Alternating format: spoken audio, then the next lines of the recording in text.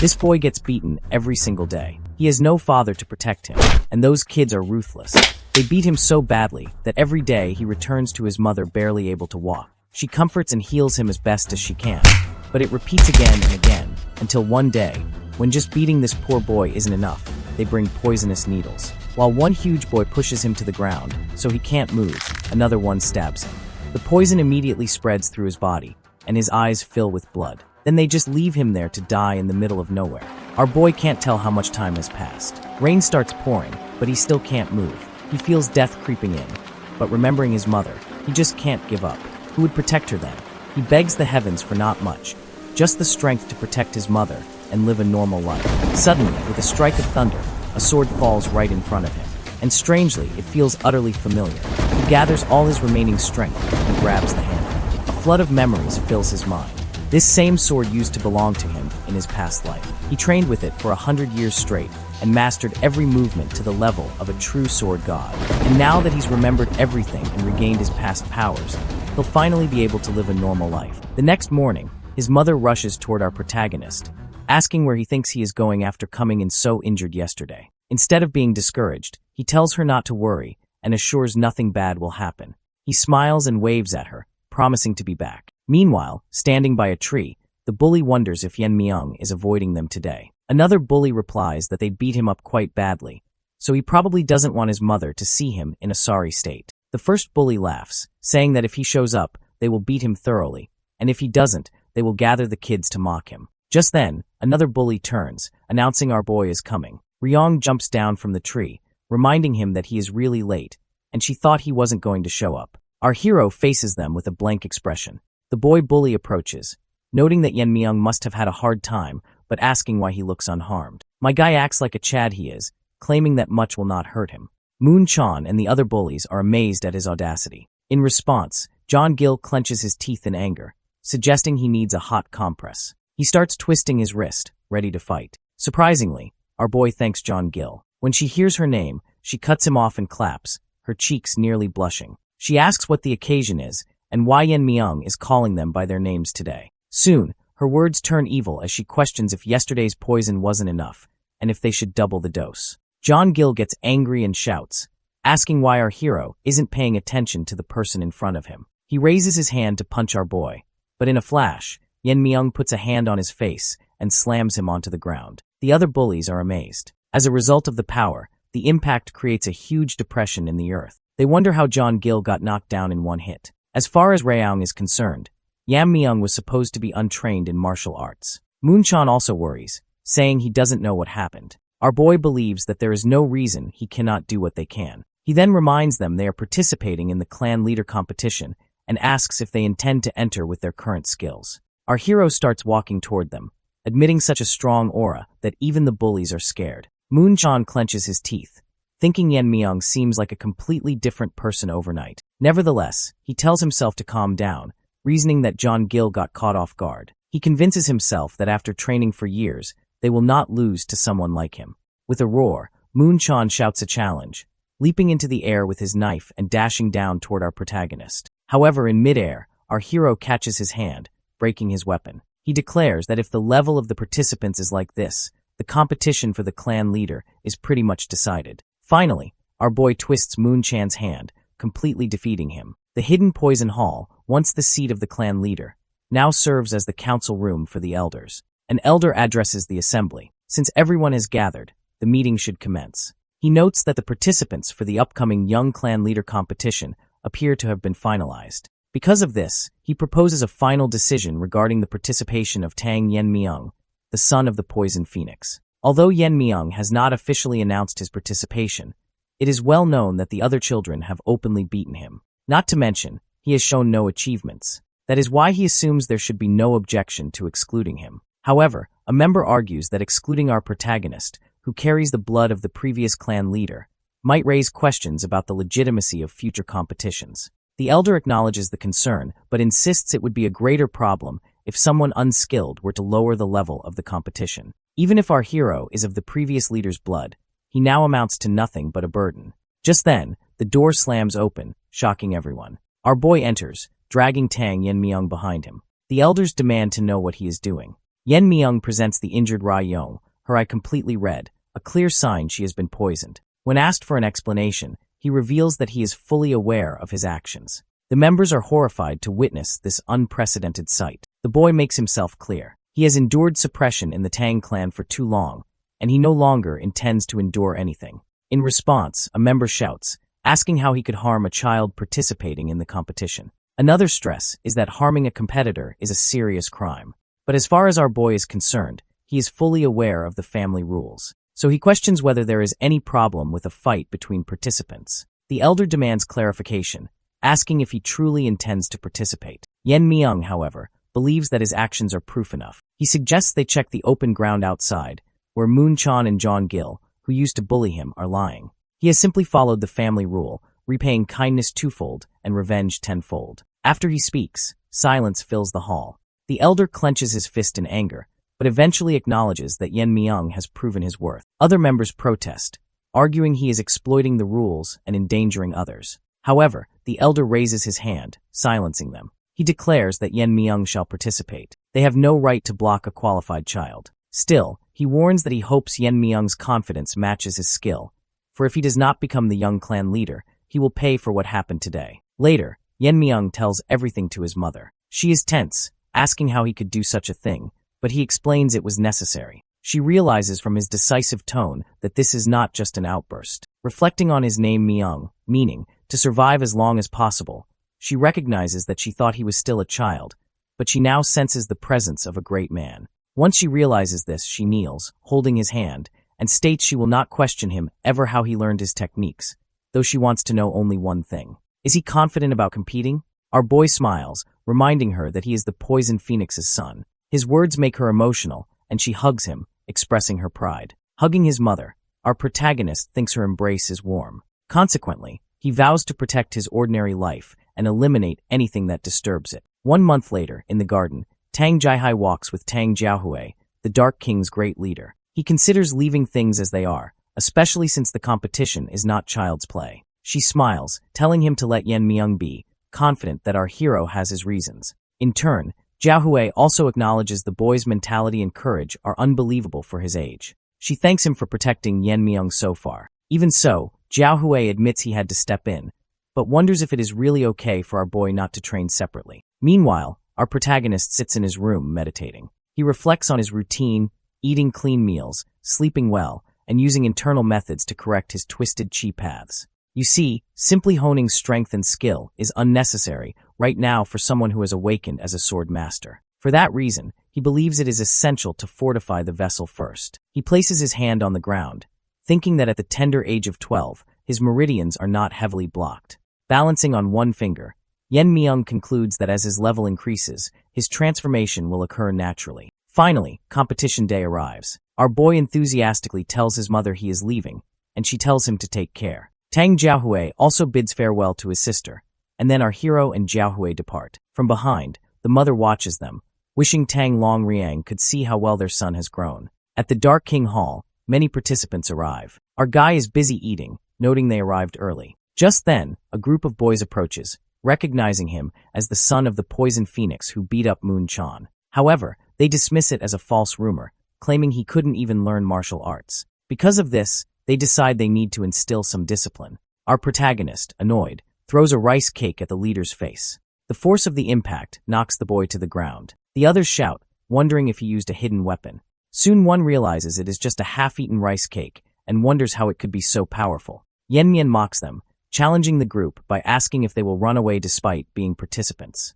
Enraged, the group attacks him altogether, but our boy doesn't even flinch. From the other side, Tang Jiahui approaches and sees a body thrown into midair. He runs toward our hero, only to find the whole group lying on the ground. Yen Myung sits on top of the pile, eating a rice ball. He asks Jiahui if he has arrived, stating he was getting bored. He smiles, telling the leader not to misjudge, as they started it. Afterwards, Jiahui face-bombs. In the council, people shout at the Grand Elder. They are unsure how they can overlook so many injuries just before the competition. In light of this, Elder Sukyoung suggests changing the rules. Outside, participants gather in line. One girl whispers, asking how the competition is conducted. So another girl explains the process. 2 to 3 years of training followed by one-on-one duels. On stage, Tang Jiahui calls for silence. He introduces himself as the overseer and explains the order.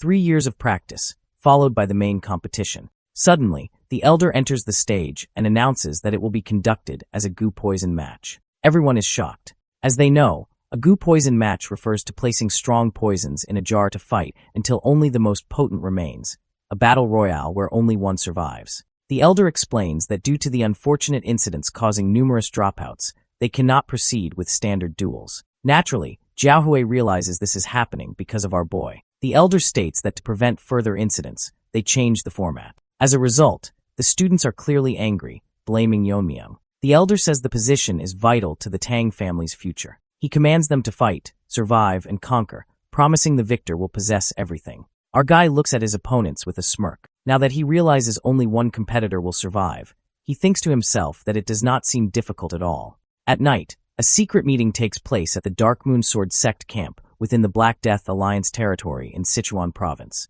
One of the men thanks everyone for gathering, then asks them to listen carefully regarding the recent schemes of the Tang family. In response, the other men at the round table inquire if he is referring to the young clan leader competition. The third man confirms this, stating that their spies reported the competition started a few days ago, and consequently, the participants, the children with the potential to lead the Tang family, have already left in carriages. They discuss how the current Tang family is weak enough that their leader, Yu Giljun of the Black Death Alliance, could destroy them anytime. However, the speaker explains that Yu Giljun is leaving them alone for now because they still have some use. He points out that these children are the future of the family. Therefore, if anything happens to them, it will deal a permanent blow to the Tang family. The men agree with the elder of the Dark Moon Sword sect, but a member warns that they must remain careful, asking when they should act. The elder replies that for now, they will do nothing, which serves to shock the other members. The elder believes that tracking the carriages and killing the weak birds right now would be too easy, and thus not a painful enough blow. He reminds them that the competition runs for 4 years, asking them to imagine the devastation if all the carefully raised children die right at the climax. With a grin, the masked man smirks, agreeing that it would indeed be a fatal blow. Another member suggests letting the Jigal family or the Moyong family handle it. The Dark Moon elder, McKean, who agrees, deciding that they will just track the carriages and make their move after 4 years. The tracking is already arranged, and has already planted a small seed to ensure the Tang family falls entirely into their hands. Meanwhile, at the common mountain venue for the competition, the instructor leads the group forward. The man announces that although the rules changed, the schedule remains the same, so participants will be called by number instead of names. Since they are Group 7, the instructor turns and realizes one is missing. Looking back, he asks number 28, who is our protagonist, why he is lagging behind. Yeonmyeong apologizes for the lag, as he was just thinking for a moment. The instructor scolds him even with his apology, warning him not to fall behind. As they walk, our boy wonders why the person leading them doesn't sense it. He feels a presence behind them, certain they are being tailed. Suddenly, as they move forward, they stop in front of a huge cliff. From the cliff, a voice demands the password from Group 7. The instructor answers with Poison King of Hidden Poison, and a light shines, confirming the code. Immediately, a figure steps out from the rock face, holding a hand fan. He introduces himself as Jigal Chongshin, stating he is here to assist in their competition. The students realize that the Jigal family was once one of the 5 great families, famous masters of formations, but they fell due to the invasion of the Heaven's Brilliance Demon Lord. The group walks inside the cliff, and they are surprised to see a beautiful landscape hidden within. Jigal Chongshin explains, they use their formations to stop outsiders from interfering with the competition. Naturally, Yuri is amazed, realizing this is the famous formation technique of the Jigal family. Ijuan is also impressed, noting that inside the formation, you cannot tell the season or space. While the group starts crossing a wall of lightning, Mirio looks at our boy from the side. She thinks he is acting strange and not concentrating, remembering he was behaving the same way earlier in the carriage. Looking back at a flashback to the carriage ride, the instructor told the children to introduce themselves. Yuri looked at our hero, noting everyone knows about the fight he had. Ijuan then told our boy he is quite famous for leaving Tang Young Ryong in such a bad state. Yuri finds our protagonist bold for his actions. She warns him that he might not be safe during the 4 years of the competition, given Tang Young Ryong's great-grandfather is one of the 3 elders. At that point, Yeonmyeong interrupted, asking if they were blaming him for the competition turning into a goo poison match. Mirio refused to let the issue go.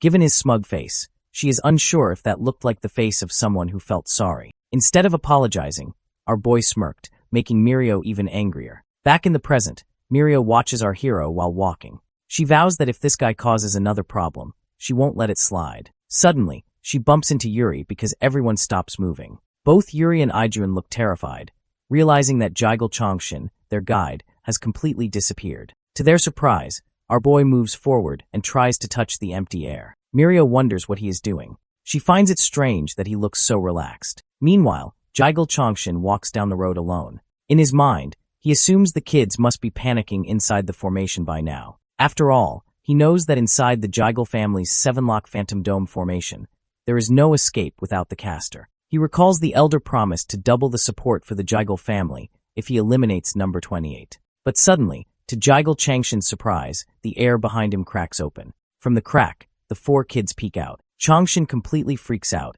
shouting in confusion. Our boy questions the possibility with Instructor Jigel what will happen if he leaves them behind. Chongshin is speechless, then quickly lies and claims he made a mistake. Yuri turns toward our protagonist, asking how he did that, to which he simply says he cut it. As far as Mirio is concerned, this isn't the time to worry about that, telling everyone not to lose Instructor Jigel Chongshin again. But when they look back, Chongshin is already gone again. They shout that he disappeared, causing our boy to let out a deep sigh. While running away, the instructor thinks he is pathetic, fleeing inside his own formation. Soon he sees a shining light, realizing it is the exit leading to the training ground. He escapes the formation, thinking this should be enough. But then a voice alerts him. It is Tang Wanjin, the supervisor for Group 7. The instructor gets really scared, so he lies and says it seems Group 7 will not be participating, explaining they didn't show up. But just then, the air behind them starts cracking. From the other side of the formation, our hero stabs his dagger into the crack, and the crack shatters into pieces like glass. Jigel Chongshin watches in disbelief as the Jigel family's supreme technique, the 7-lock Phantom Dome formation, breaks so easily. Finally, Yen Myung looks at the instructor with red, glowing eyes. Mario, amazed, wonders how our hero broke the formation with just a short sword, asking how that is even possible. Our boy explains that he didn't break the formation. Instead, he only opened a gap. He then warns it will close soon, so they should hurry and leave. From the front, the supervisor shouts, asking if they are the participants of Group 7. The students confirm it, but ask who he is, until one of them notices the Tang family crest on his hood. The supervisor says he was worried they were attacked, just like the instructor said. Hearing this, Yen Myung turns toward the instructor and repeats the word attack sarcastically. The instructor is clearly shaking with fear. Our protagonist smirks, suggesting the instructor must have misunderstood them for being lost. Thanks to him for marking the entrance, they found their way easily. Yen Myung suspects the instructor is acting under orders from the Tang family elders for now, but decides to let it be since it is just a guess. However, he vows that if he finds out after the competition that the instructor worked with the elders, he will destroy the Jigel clan completely. In response, the instructor laughs with a shaking voice, apologizes for making a mistake, and says he will go check the broken formation. With that, he runs away quickly. The supervisor then welcomes them for arriving safely, apologizing for the noise and the lack of an escort. He introduces himself as Tang Wanjin, a member of the Bangui Brigade, responsible for their training during the competition. The Bangui Brigade is a direct military force that served under the former young clan leader of the Tang family. Because each member is as powerful as a great leader, they are one of the Tang family's strongest elite forces. Mirio watches Yen Myung pick his nose and feels irritated, especially as she remembers that the previous young clan leader was his mother, the Poison Phoenix. After flicking a booger away, our boy asks why Tang Wanjin is not in the Tang family main house. The supervisor explains that years ago, they fought a desperate battle to protect their master, the Poison Phoenix, against Heaven's brilliant demon lord, but were destroyed. And since they failed to protect their master, they are nothing but sinners. Students stare nervously at the word, sinner, but the supervisor continues explaining the rules. The first year is for self-practice, allowing them to train however they want, and they will receive martial arts books or teachings based on performance. A student asks about the legendary technique of the Tang family, the 10,000 Heavenly Flower Rain, which was lost during the fight with the Demon Lord. The supervisor confirms the 10,000 Heavenly Flower Rain is guaranteed to the one who becomes the young clan leader. Although it is incomplete, the elders have passed down the essence of the technique. As a result, our boy thinks about the 10,000 Heavenly Flower Rain. He knows it is a technique that handles many hidden weapons like a strong rain, similar to sword control techniques, and consequently wonders if he can mimic it. The supervisor says he has talked too much, telling them to focus only on training. He also clarified they can train together or alone freely. Mirio asks where they will sleep, to which the supervisor says they will sleep in nature to learn how to survive in the forest. Of course, this scares the kids. The supervisor asks if they thought they would be training in comfortable beds, arguing that comfort does not make them strong. That's why adapting to extreme environments is the priority. He raises his fist and tells them to start practicing based on their own judgment. While the three kids are shaking with fear, our protagonist remains relaxed. Yenmian interrupts and asks if it is okay to live comfortably and sleep in a nice bed if he is qualified. After all, nutrition is important for growing kids. He also feels that adapting to the forest seems unnecessary. Once again, the kids clench their teeth, shocked at his arrogance. The supervisor thinks for a moment, seeing our boy as the definition of arrogance. Even though the other kids get mad at him, the supervisor agrees to the deal. He says if our hero passes a test, he can stay in the manor inside the formation. But if he fails, he better be prepared. Yenmian agrees. The supervisor then announces the test is simple. Team members will surround him and throw hidden weapons. Suddenly the scene changes. Our boy stands in the middle, while around him, on the ground, in the trees, and on the cliff, men are waiting. The supervisor explains the test. If our protagonist manages to block or dodge the weapons within 5 steps while blindfolded, he passes. Once he wraps a blindfold around his eyes, the man above the cliff prepares his blades. Every man in position gets alert. The other students wonder if this is even possible, noting that no one is moving yet. Mirio wonders if they are waiting to increase the pressure. Suddenly, everyone throws their weapons at our hero from all directions. Yenmian stands completely still, counting all the blades thrown at him. He thinks it is a bit much, but still a simple task. He takes out his dagger and uses a technique called attachment. Consequently, he blocks all the attacks with his own dagger. Attachment is a principle of martial arts often overlooked, falling under categories like depth, weight, speed, and change. The specific art of ascension contains breaking, scattering, attachment, cutting, and sharpness. For Yenmian, who realized these principles through the sword in his previous life, this is easy. But for those who haven't reached enlightenment, it is shocking. Our hero deflects every single blade. None of them touch him. In fact, none even come an inch close to him. Everyone is shocked, and the supervisor cannot understand what happened. Just with a single movement, all the hidden weapons were repelled, attracted, and neutralized. The students ask what they just witnessed, unable to believe all the weapons were stopped with one swing. Then, our protagonist takes off his blindfold and asks if he passed. Students watch the supervisor, who is distracted by his thoughts, until they shout to get his attention. The supervisor coughs and admits our boy passed. He tells him he may go to the manor and rest. As Yenmian flips his dagger, the supervisor thinks a monster seems to have appeared. Mirio, meanwhile, is annoyed and jealous, so she shouts, asking if he plans to leave his team behind to enjoy comfort alone. The Chad ignores her. He looks straight ahead with a smile and wonders aloud if the manor offers different meals as well.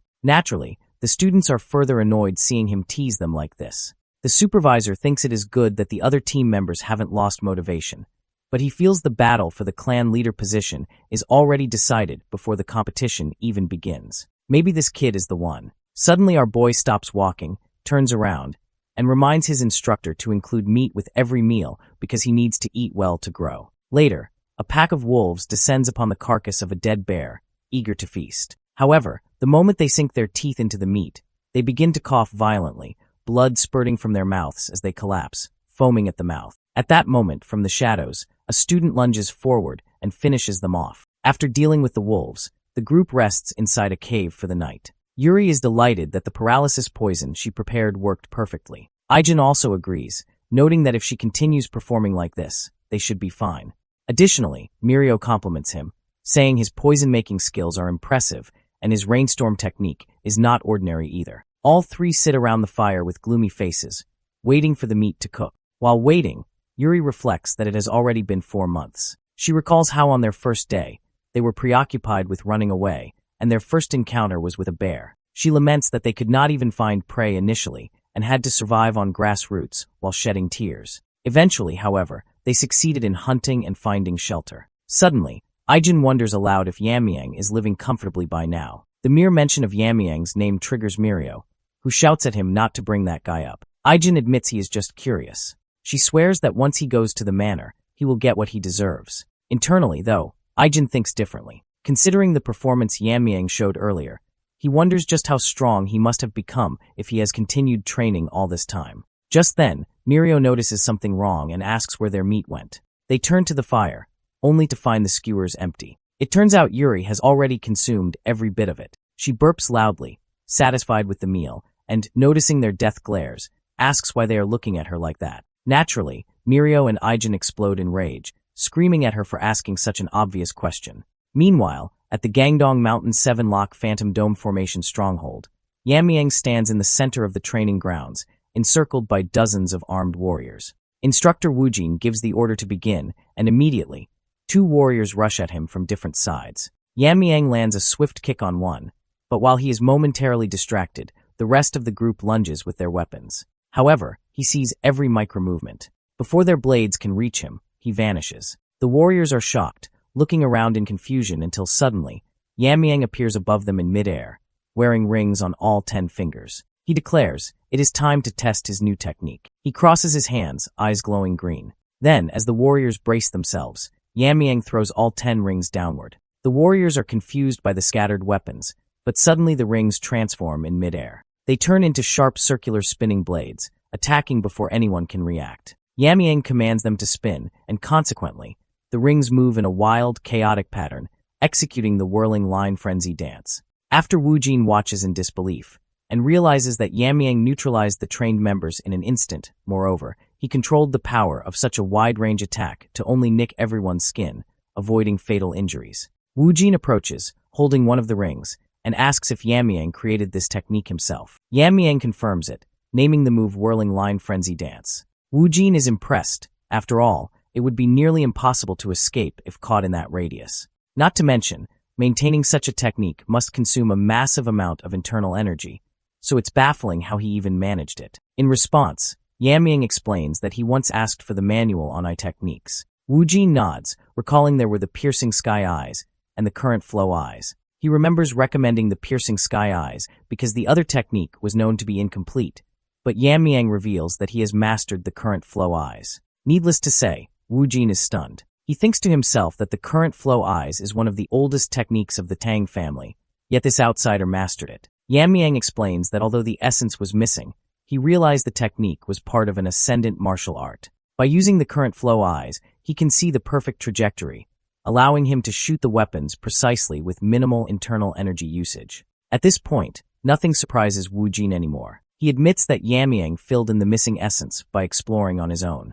Changing the subject, Wujin mentions that in 2 months, the kids from his team will arrive to undergo the same test. He reveals that they have already proven they have the skill to take the test, but they insisted on returning only after they were more polished. Yamiang smiles as he finds it interesting. He is genuinely excited to see how strong those friends have become. Watching him walk away, Wujin wonders if Yamiang was actually worried about his teammates. Meanwhile, Yamiang looks up at the sky, thinking about fate. In his past life, his only connection was his master, the Sword Ghost. Now, despite his origins and actions, new connections are forming, creating what could be considered part of an ordinary life. Because of this, he thinks of his team members, realizing that for some reason, he wants to see them too. Back in the cave, the chaotic battle continues as Mirio and Ijon scold Yuri for eating all the meat. Finally, 2 months later, the team is ready to advance to the next stage. They are pumped up as they walk toward the stronghold. Mirio reflects that on the first day of training, they were just novices,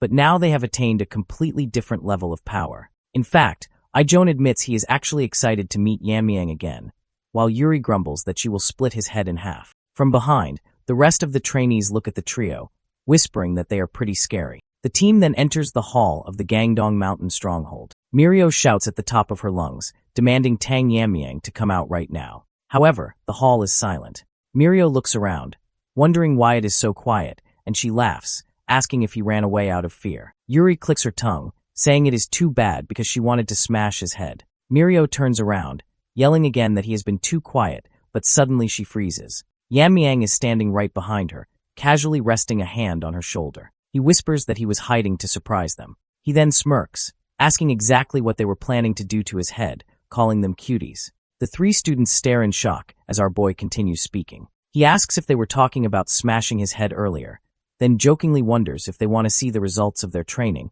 or if he should attack first. In response, Mirio and Yuri both shout that they were just joking. Mirio bites her lip, thinking to herself. She realizes they didn't even notice him until they turned around, and consequently, She wonders if this is the difference in their skills, even after all the time spent in the forest sharpening their senses. Our hero suddenly hugs Yuri, catching Mirio's attention. She studies him, wondering what he has done during this time. At that moment, she notices Yamyang has grown taller. His face looks different too. The girl blushes but quickly scolds herself, questioning why she is thinking this way. Our boy reassures her not to be discouraged, explaining that even from his perspective, they've become much stronger than before. However, he adds that they just seem less impressive because he is there. Because of this, the three look irritated, thinking his annoying self-confidence never changes. Meanwhile, inside the hall at the round table, Instructor Jagal Chongshin calls everyone to gather. He asks if there was anyone of note in their groups, to which one instructor mentions participant number 2, saying she has shown notable growth compared to others. He explains that, rather than a will to become stronger, she seems to be burning with immense hatred for someone and feeds on that emotion. Another instructor brings up participant number 10, who passed the warrior test in just a month. Meanwhile, Chongshin thinks to himself. He admits number 2 and number 10 stand out. However, after facing number 28, Yamyang, they seem ordinary. He recalls how shocked he was when our protagonist broke out of the formation and demonstrated skills that even masters could not perform. Nevertheless, Chongshin decides recruiting number 28 is too risky because the boy seems to have noticed his scheming. When an instructor asks if Chongshin is all right, Chongshin lies, claiming his group did not have anyone outstanding. He decides to exclude number 28 from the discussion since they need a puppet they can control. Instead, he suggests recruiting number 2. He plans to introduce her to his nephew, mentioning that he heard number 2 has a disfigured face from an injury, so it should not be difficult to manipulate her heart. Chongshin explains his plan. If they help this child win and engage her to his nephew, the Jegal family will officially become the external family of the Tang family head. Eventually, they will merge the Tang family with their main house. With that, he concludes the meeting. While walking out, Chongshin thinks to himself that number 28 is too valuable to lose. That's why he decides that if our hero survives the competition,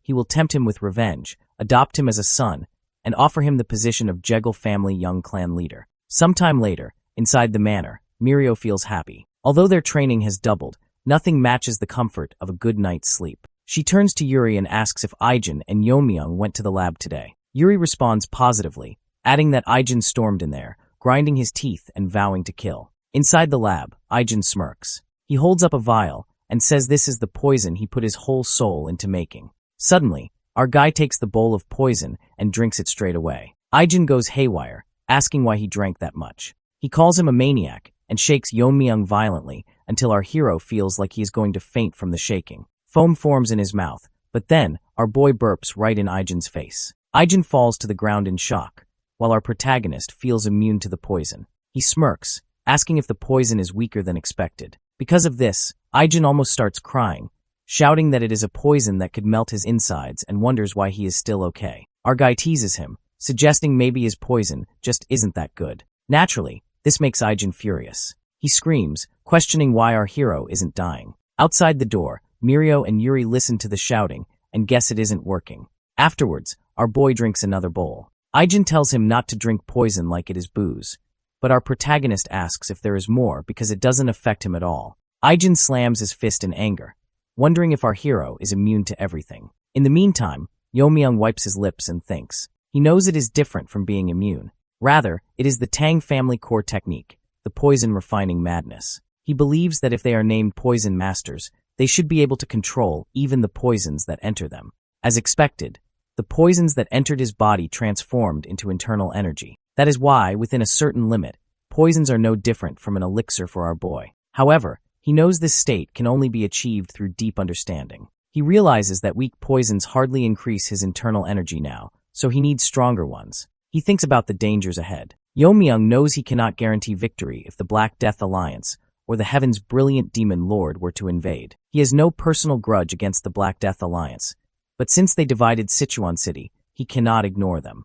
Their leader is called a genius who destroyed 3 of the 9 factions. Therefore, to live as a human, our boy needs to become as strong as he was in his previous life. Aijin exhausted mutters that if only he could create the Tang family's 10 poisons. Our hero turns and asks what he just said, so Aijin explains that the 10 poisons are the strongest poisons passed down from their ancestors. He says the higher the number, the stronger the poison. However, most formulas were lost to time. He mentions that the 10th poison was so potent that even masters of the transcendent level were affected. Yeonmyeong is shocked, thinking that a poison that affects transcendent level masters is worth coveting. He asks Ijin if he can prepare the 10th poison, but Ijin argues it is impossible because the formula is lost. Our guy feels sad because Ijin's current poison doesn't even give him a sensation anymore. This pisses Ijin off, and he warns that the 10th poison is so dangerous it is forbidden, saying even our boy wouldn't survive drinking it. Meanwhile at night, participant number 2 fights a man who chokes her neck.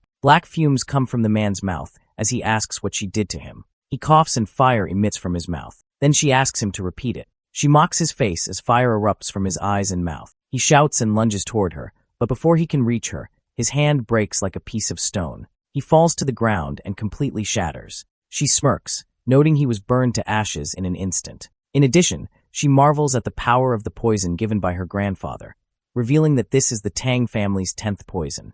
She touches her disfigured face, saying the pain she experienced that day is unforgettable. Once again, she vows to keep wasting this rage and pain. She flips her hair away from her eyes, revealing she is Tang Yeonmyeong. Finally, with a smirk, she promises to torment Yeonmyeong plenty in the goo poison match. The next day, the supervisor, Tang Woojin, addresses the team. He notes that another year has passed since their training, and explains that up to this point, he has been refining their martial arts. But the real challenge begins today. Specifically, he announces that they will decide on a team leader. The students look shocked, so Woojin clarifies that they will appoint a temporary leader for now. However, by the 3rd year, they will officially elect a leader to represent them in the goo poison match. He adds that, since it is a life or death battle, the most outstanding participants should lead. After hearing this, Yuri notes that not all participants go to the goo match, and Mirio realizes this means the latecomers will die. She says the choice should be based on achievements, and consequently points to participant 28,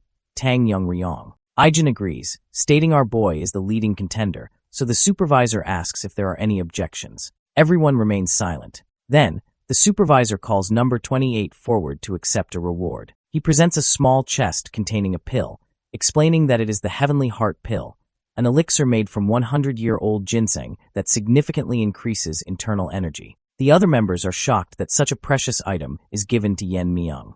The supervisor explains it is a privilege for the team leader because the Tang family has high expectations for them. Internally, however, he believes his expectations for Yeonmyeong are even higher. Our protagonist asks if there is anything else, at which Woojin looks confused. Our boy then asks if he can receive something other than the elixir, because he doesn't need it. Naturally, this angers the other members. They shout at him, asking if he knows its worth, and telling him to hand it over if he won't eat it. The supervisor thinks refusing an elixir is unlikely unless someone's internal energy is already full, so he asks what Yeonmyeong wants instead. Our hero replies that he wants the Tang family's 10 poisons. Later, the team gathers in Yeonmyeong's room, staring at a pile of weapons. Mirio asks if this is all he bought, and demands to know where the elixir is. Holding a blade, our boy explains he couldn't get the poisons, so he took these instead. Mirio tries to punch him, but he dodges, causing her to shout and call him a fool. Yuri says they should respect his choice, and Lee John adds that the elder will be pleased to save the pill. Our protagonist interrupts, revealing he hasn't returned the pill yet. The scene shifts hours earlier.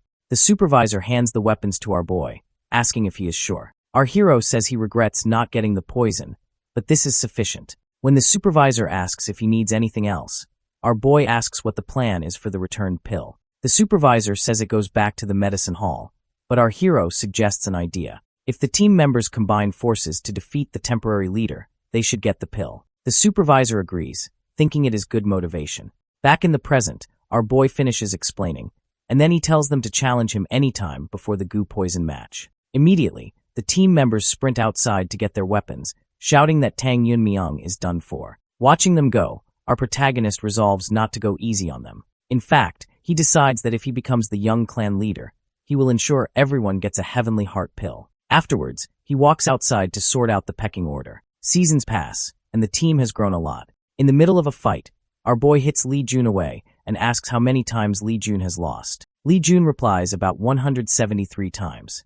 Mirio asks if our hero ever gets tired, while Yuri admits she gave up fighting long ago and just lives to see Yeonmyeong's face. Mirio blushes and agrees it is fun to watch him. Finally, our boy extends a hand to Lee Jun, stating that since Lee Jun accepted defeat, our boy will take the position. Lee Jun takes his hand, saying he cannot imagine Yen Myung losing to other teams. The supervisor then approaches and praises their growth, formally appointing participant number 28 as the team leader. He announces that the actual Gu Poison match begins tomorrow. He notes other teams suffered deaths and disqualifications. However, compared to them, Group 7 is safe and has achieved growth comparable to the Bongwai Brigade. He warns them one last time, explaining that in the Gu Poison match, the use of extreme poison except for the 10 poisons is allowed. Therefore, he tells them to maximize their capabilities. The next day, Lee Jun hands a box of poisons to our protagonist. He warns that the elixir-suppressed fairy poison is lethal in a single drop and explains the ocular poison. Suddenly, he stops himself from worrying too much and asks our boy to promise he will win. Lee Jun extends his fist, and our hero holds it, says yes, and playfully punches him in the face. He promises that only his teammates could ever harm him, then teleports to the ground, saying he is off. Meanwhile, Taeyong Ryong holds a container of poison, declaring that the day has finally come. She feels lucky to have the 10 poisons and a new ally. Afterwards, she enters a portal and finds instructor Jaegil Chongshin waiting. She asks how the Jaegil family plans to assist her, and the instructor says the arena uses his family's formation, so moving her to a good position is easy. Ryong asks what they want in return, and the instructor admits his family is powerless and wants to join forces with the Tang family without losing sovereignty. Ryong realizes he wants to use her as a backer to intervene in clan matters, so she asks what happens if she rejects them later. The instructor says that is why he is building trust now. Once they finish discussing the deal, Ryong looks happy. She thinks she endured 3 years for this moment, and consequently, she vows to kill Yeonmyeong and take back her life. Elsewhere, Team 3 participant Tang Gukran stands covered in blood. He holds a sword and looks disappointed, complaining that the Tang family's military force was all talk. Behind him, the bodies of the warriors who tried to train him lie dead. Finally, our boy arrives at the location. He looks around and thinks it is the perfect day for someone to die. With that, the Gu Poison match begins. Our boy stands on top of the cliff, looking down at the vast Gu Poison match arena. He notes the area is huge, so he realizes it might take a while to find anyone. Meanwhile, through magic, instructor Jaegil Chongshin watches our protagonist from a distance. As expected from Group 7, number 28 has appeared. He feels that our boy's potential is being wasted, but since the Jaegil family made their choice, he decides to eliminate him quickly before any variables arise. Suddenly, Chongshin is shocked. He sees our guy looking directly at him through the magical observation. He isn't sure how that is possible, given that his vision is hidden behind many layers of formations. Without hesitation, our boy slashes the empty air with his sword, and he cuts the formation's connection. He had felt an unpleasant gaze and suspected it was the Jaegil family. He remembers Supervisor Wu Jin saying no one should interfere in the match, yet our hero realizes they have been meddling since the start. Because of this, he decides to let them try whatever they want. He then jumps off the cliff, planning to question them after the match ends. Back inside the room, Chongshin pants heavily. He is terrified. He thinks about how he was surrounded by several layers of formations, yet the boy recognized him. He realizes that if he hadn't quickly withdrawn his sight, he would have gone blind. Moreover, he saw the boy's swordsmanship cut through the space of the formation itself. He frankly admits he has never seen such a skill level. Chongshin realizes this is a miscalculation. Number 28 is not someone they can handle. As a result, his eyes turn red as he decides they must stop the boy by any means necessary, fearing revenge. Meanwhile, a girl runs through the forest, panting and bleeding. She doesn't want to die, and she regrets joining the competition. She only wanted to achieve a decent result to help her poor parents. That is why she plans to surrender and withdraw immediately. However, she suddenly runs into Tang Gukran. He is covered in blood and standing over many dead bodies. He looks at her and says it is a good time for a gathering. The girl tries to run away, thinking she just wants to surrender, but Tang Gukran appears behind her instantly. She is willing to surrender to anyone and leave the Tang family, yet Tang Gukran mocks her. He asks what she just said about him becoming the clan leader and insults her. She talked big, but didn't last long. Furthermore, he mocks her lightness technique and calls her internal energy pathetic. She shouts at him, asking why he is going this far since they are all from the Tang family. In response, Tang Gukran smirks and rests his sword on her shoulder. The guy doesn't give a damn if his words are hurtful. Not to mention, he never once thought of himself as a person of the Sichuan Tang family. With an easy swipe, he cuts her neck in one go. Meanwhile, our boy runs across the ground. He stops when he sees a cave. That's exactly what he needed. Since there is no human presence, there is no risk of being found. He enters the cave, noting that nothing is alerting his senses, so he decides to quickly ascend to the transcendence level here. He sits deep in the cave and thinks that since his body has grown, there shouldn't be any side effects. He starts gathering energy around his abdomen, combining his enlightenment with the internal energy he built up from drinking Aegean's poisons. Suddenly our boy's body bursts with immense energy. He destroys the barrier on his meridians,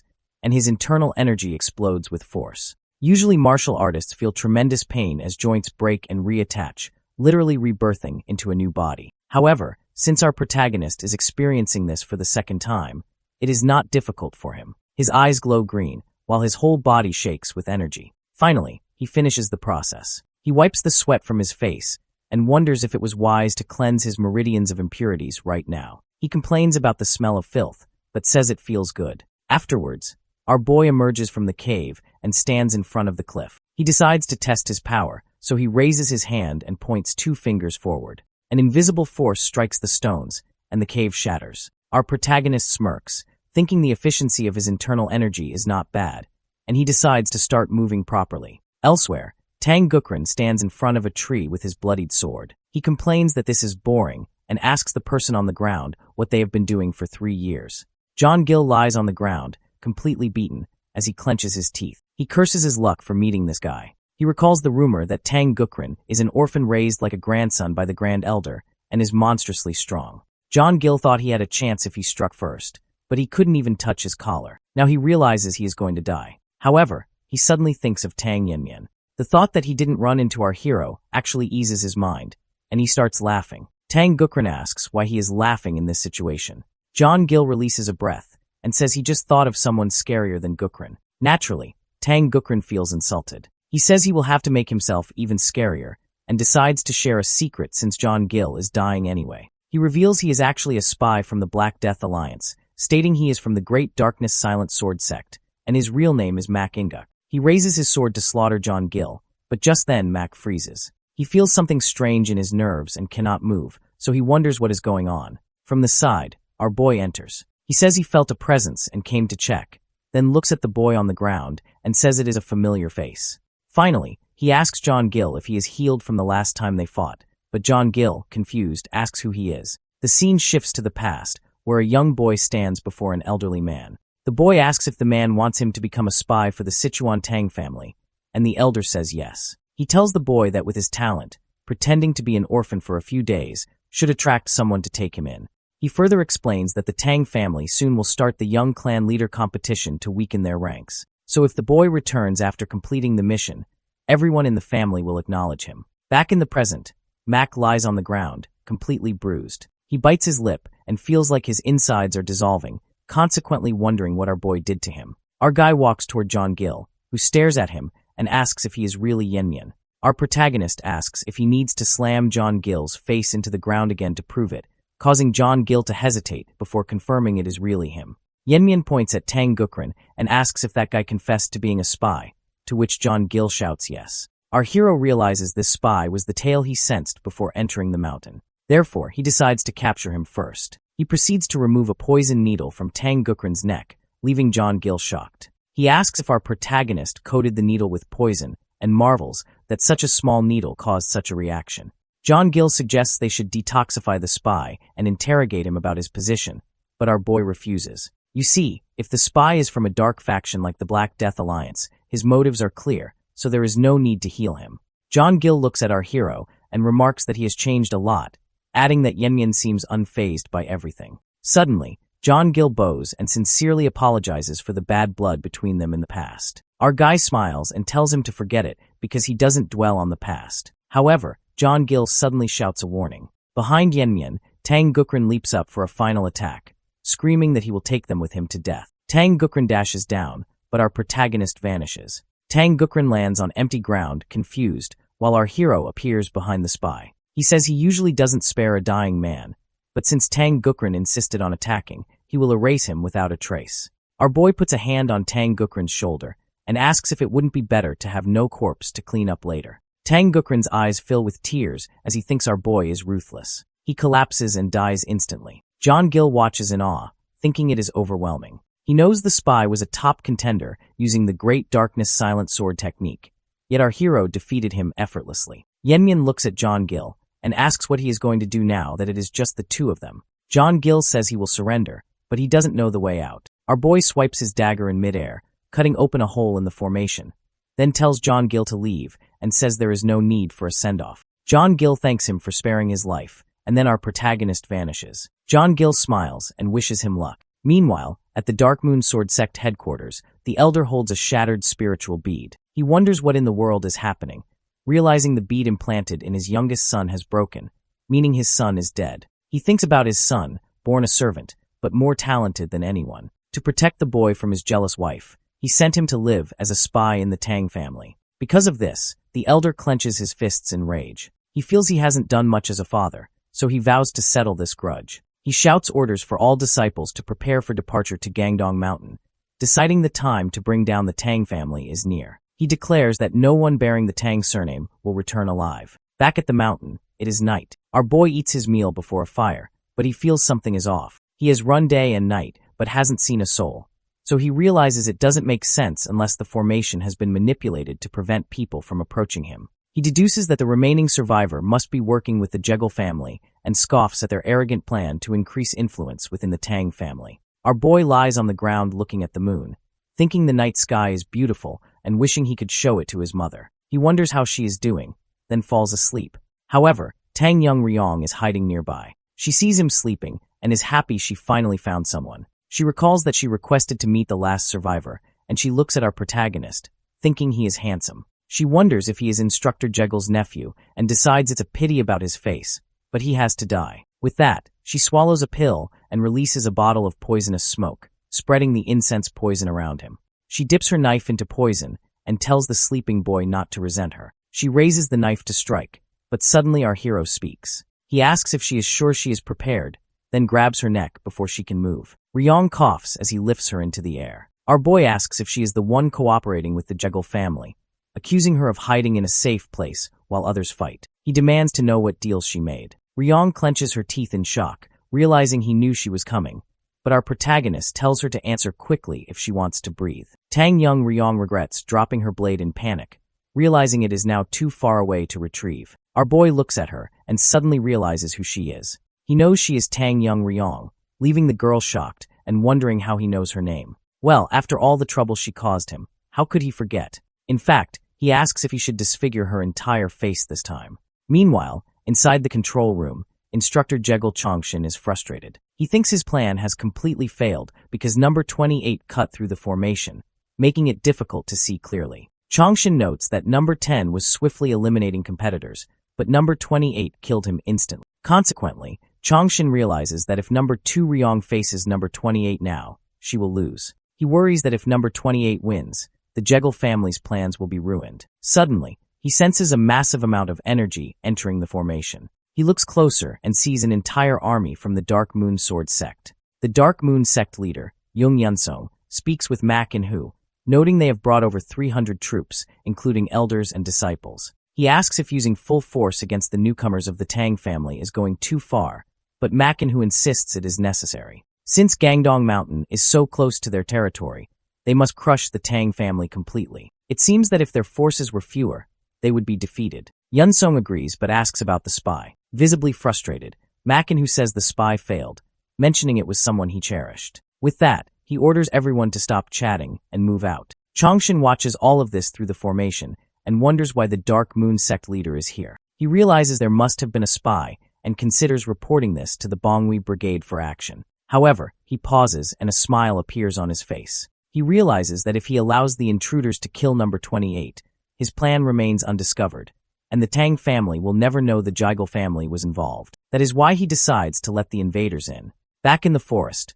our protagonist holds Ryong by her neck. She clenches her teeth, only now realizing he is Myong, and she curses herself for failing to recognize him. While she looks for a chance to use her hidden weapon, our boy glances at her dropped blade. He asks if the red substance on it is poison, noting he has never seen such a bright red poison before. Ryong thinks he is distracted, so she pulls a bottle from behind her back and tries to throw it at him. However, our protagonist catches her hand midair. He scolds her for making useless attempts instead of answering, then takes the bottle from her hand and asks if it is the same poison as the one on the blade. When Ryong refuses to speak, our boy throws her to the ground and grabs her face. He asks if they should revisit the old days, causing Ryong to shout for him to let her go. Our boy tells her to open her mouth, but she refuses, saying she hates it and promising to talk. Nevertheless, our protagonist starts moving the bottle toward her mouth, saying she might as well taste it to know what kind of poison it is. She screams in terror and finally confesses. She reveals it is called fire dragon poison, one of the Tang family's 10 poisons. Our boy pauses because he remembers that the 10 poisons should not be used recklessly. He is thrilled to find out it is genuine, thinking this is an elixir for him and that letting her consume it would be a waste. Ryong begs him to let her go since she confessed, even offering to surrender or help him fight the other participants. Our protagonist ignores her and squeezes her face tighter, stating he hasn't heard the full answer yet. He demands to know if she is cooperating with the Jekyll family and what promises were made, threatening to force-feed her the poison if she hesitates. Ryong immediately spits out the truth. She admits they proposed a marriage alliance and explains that the Jekyll family wants to merge with the Tang family to guarantee loyalty. Our boy understands. He realizes the Jekyll family plans to secure their status by marrying the future young clan leader. He then assumes Ryong eagerly accepted the proposal. Suddenly, our protagonist drinks the poison without hesitation. Ryong shouts in horror, asking what he is doing, but our boy says he won't give it to her no matter how she looks at him. Ryong is terrified, thinking that even a body of invulnerability cannot withstand the 10 poisons. She watches him, expecting him to burn to death, but our boy simply burps and says it tastes like strawberries. Suddenly his whole body bursts into flames. Ryong watches in awe, but she notices his grip shows no sign of weakening. Soon the fire disappears, and our protagonist returns to normal. He comments that it suddenly became very spicy, leaving Ryong horrified and nearly in tears. She realizes this is impossible unless he has reached the legendary state of a poisoner, immune to all poisons and able to kill with a single breath. She remembers her grandfather mentioning such a realm and asks if he is a poisoner. Our boy grips her face even tighter, annoyed that she really intended to take his life with her murderous intent. After defeating her, he looks at his fiery hand. He senses that the energy from the poison refining madness has changed after absorbing the fire dragon poison. He feels like he has mastered the martial art of both yin and yang. He thanks Ryong, remarking that he gained something valuable. Suddenly our protagonist looks up. He notices a huge light in the sky, as if the sun has risen in the middle of the night, and he feels the wind blowing faster. He has no clue what is happening, realizing this isn't the competition ending. He senses unfamiliar presences, dozens, perhaps more than 300 people, and consequently realizes something is wrong. He deduces that the Jekyll family must have noticed such a large group, meaning they deliberately let the intruders inside the formation to cause a massacre. Our protagonist holds his poison needles and smirks, thinking having practiced targets come to him is a stroke of luck. Finally, he declares that in the goo poison match, he is the only one meant to survive. The instructor reports the situation to the supervisor. Hearing this, he shouts in disbelief, demanding to know what he just said about intruders. Changshin confirms that it appears there was a spy among them, so Wanjin demands to know if they have identified the enemy and how large their force is. Changshin pretends to be unsure, but mentions there are over 300 troops, led by the Dark Moon sect leader. Naturally, Wanjin is horrified. He wonders why the Dark Moon sect is here, and how they found the place hidden by the 7-lock Phantom Dome formation. Consequently, he decides they must hurry to stop them. Changshin acts concerned, claiming he never expected this. He explains that the intruders have entered the inner world where the goo poison match is taking place. Furthermore, he reminds Wanjin that they made it impossible for themselves to intervene inside the formation. Therefore, they have no choice but to rely on the remaining clan kids to survive on their own. Inside the formation, our boy stands tall, surrounded by countless dead bodies. Looking back to a few moments ago, Makin who stands over the dead body of Tang Gukran. He regrets that his youngest child couldn't even die a normal death because of the poison. Meanwhile, Yunsung confirms they have entered correctly. He notes the body has needle marks and clear signs of a one-sided struggle. Makin who shouts to his troops, ordering them to search thoroughly and find the Tang family rats. He commands them to report immediately upon discovery and declares that no one from the Tang family will survive. Immediately after, one group departs to search the area. A disciple asks his master if the leader seems troubled today, noting he usually displays killing intent openly. The master suspects the body they saw might have been the spy planted by the leader. In addition, the master notes the only injury was a needle mark on the neck, which is confusing unless the needle was coated with instant death poison. He warns his disciple that the Tang family targets life itself, regardless of martial prowess. Therefore, he tells the disciple to be careful of hidden weapons. The disciple agrees to keep it in mind, but suddenly a needle strikes his neck, and he falls to the ground instantly. The master is confused, wondering where the attack came from. He alerts everyone, shouting it is an ambush and ordering them to draw their swords. He yells at the attacker to come out honorably and warns his disciples not to let their guards down. Suddenly, another man shouts for the master to look above. From the sky, countless needles descend like rain. The troops cannot deflect them and are hit all over. Our boy stands among the chaos, smiling, as he believes the single palm blazing poison technique is exceptionally lethal against mere foot soldiers. He raises his hand and uses the steam technique to retrieve all the poison needles back to himself. He notes that this combination uses very little internal energy. Afterwards, our protagonist faces the pile of dead bodies and decides to look for the group that went east next. Elsewhere, a man brings news to Manhwa. Manhwa asks if everyone is dead, and the man confirms it. He reports there were no external injuries, only needle marks, meaning they were killed with extreme poison, just like the first corpse. Soon, another man reports from the western lookout that everyone there has been annihilated. Even worse, the report from the east is the same. Manhwa realizes no group has survived. Yeonsang points out it has been just over an hour, and nearly 100 men have fallen to the same method. He suggests this could be the deed of just one person. Manhwa thinks that if there were many enemies, it would be horrific, but this is clearly a master from the Tang family. Because of this, he feels like they are being hunted. He orders Yeonsang to take command while he personally prepares for the ambush. Yeonsang asks if that is all right, but Manhwa claims he cannot afford to lose more disciples and entrusts the rest to Yeonsang. Yeonsang leads the remaining troops across a river, noting the eerie silence and lack of presence. He realizes that with the sun setting, night will fall soon. He worries that if they don't find the ambusher by then, they might be annihilated. That is why he decides it is better to withdraw and regroup before the damage escalates. He turns to the troops and announces they will leave in an hour. Suddenly a voice asks who decided that. Above a tree, our protagonist sits casually. He says he wasn't planning on letting them go. Yeonsang clenches his teeth, having no clue when the boy appeared since he felt nothing. Before Yeonsang can even react, all his troops behind him collapse, pierced by needles. He cannot believe they died without a moment to sense the attack. Our boy jumps down and walks toward Yeonsang,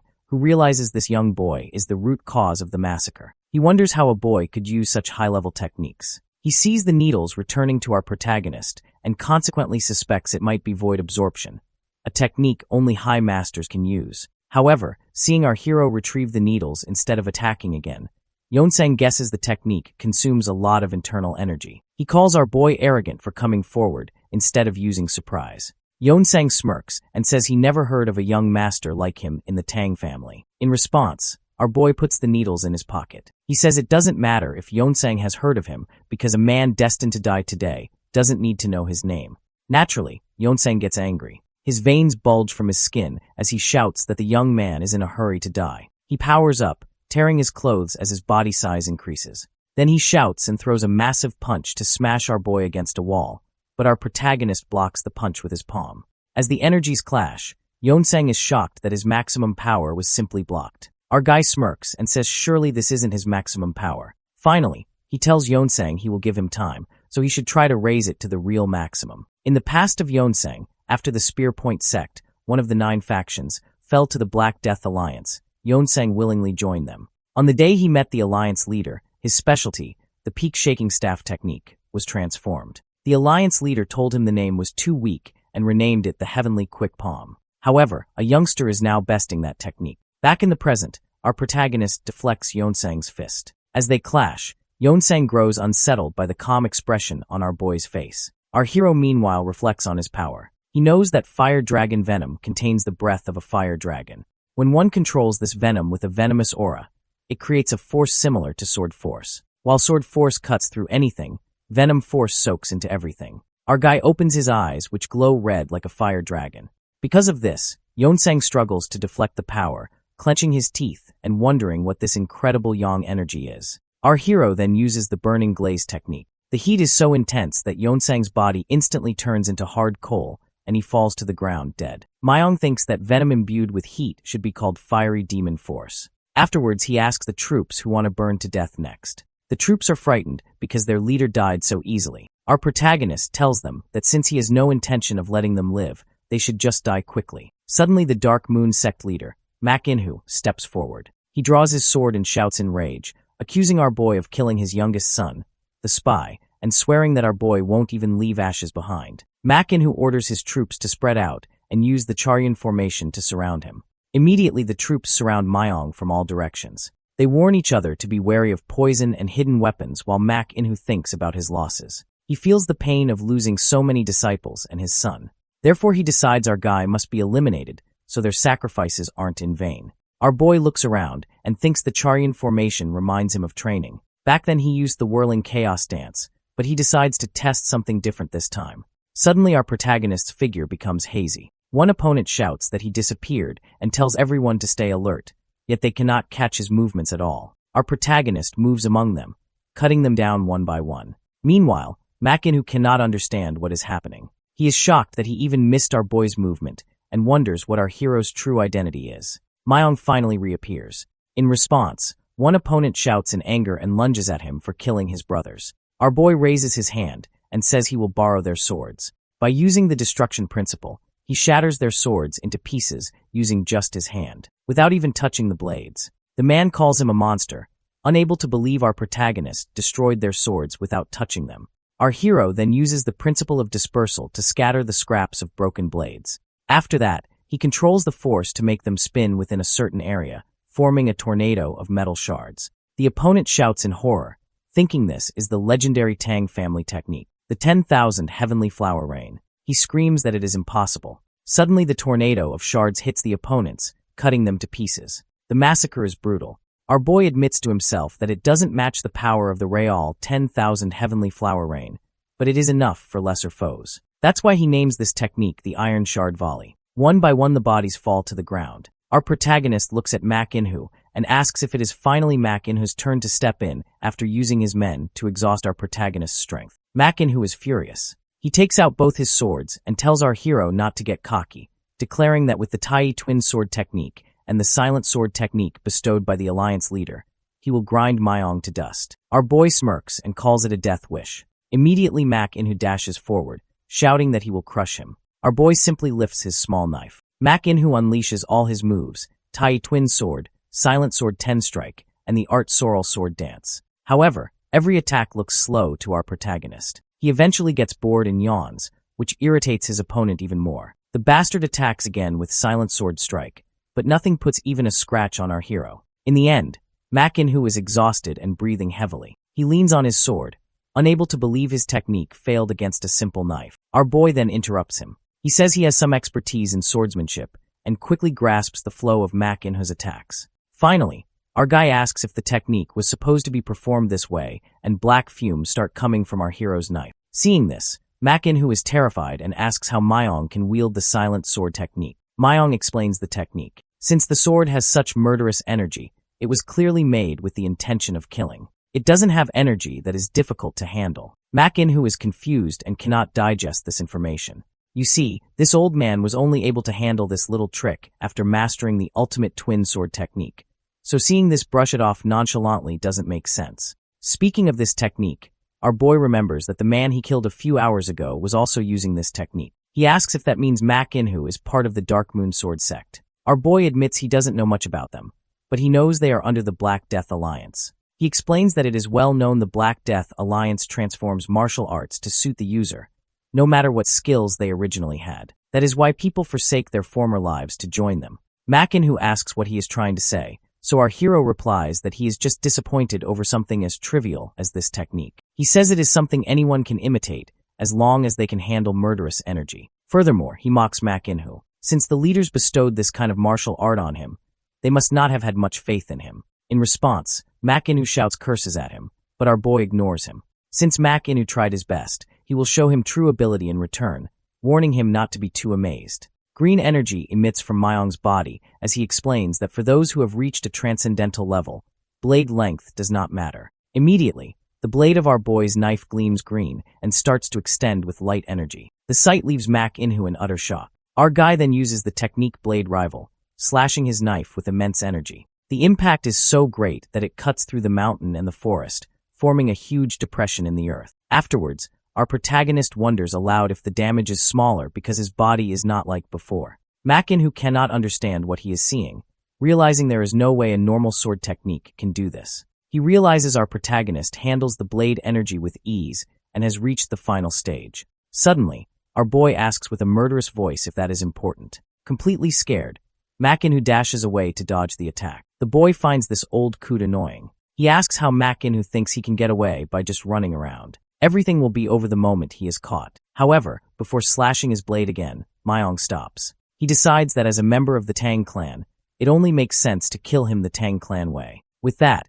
he puts his hand under his robe and takes out his rings. Mak In-hoo runs desperately through the forest, thinking this cannot be. He wonders who in the world raised such a monster in the collapsing Tang clan. Suddenly, the rings fly toward Mak In-hoo from behind, cutting trees and obstacles like tofu. Mak In-hoo tries to deflect them, but their speed and cutting power terrify him. He realizes he cannot get rid of them by running and consequently must fight. He dodges and blocks, but the rings crack his sword and cut his body. Finally, his arm is cut. Mak In-hoo stands bleeding but defiant, shouting if the boy is happy that he blocked them all. As long as he stays alive, he can plan for the future, assuming our boy wasted a lot of energy using that skill. But from the front, our boy walks in calmly. He asks if he should be complimenting Mak In-hoo, who is shocked that the kid is not tired at all. With a flick of his finger, our boy calls out all his rings. They hover in the air and point toward Mak In-hoo, leaving him to clench his teeth in shock. He wonders who this bastard is and regrets leaving everything behind to join the Black Death Alliance,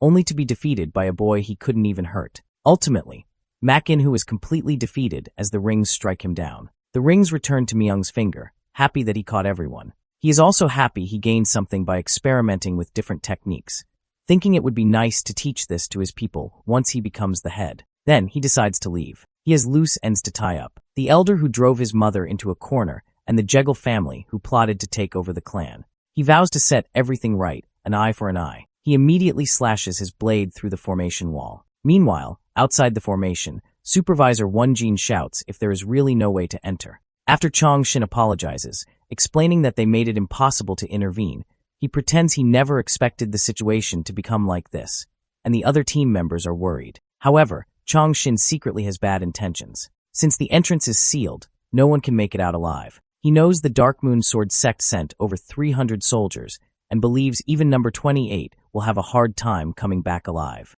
Chong Shin thinks it is a waste of talent, but decides they cannot be caught getting in the way of the plan. He consoles himself, assuring him that the other candidates are the future of the clan anyway. But just then, the sky above the arena cracks. Something strange happens. Our boy cuts through the formation and walks out. The team members get excited. They knew they wouldn't lose that easily. Yuri runs over and hugs our protagonist, asking if he is hurt anywhere. Our boy jokes that until the competition is over, she is the only one who has hurt him. In the background, Chong Shin looks visibly tense.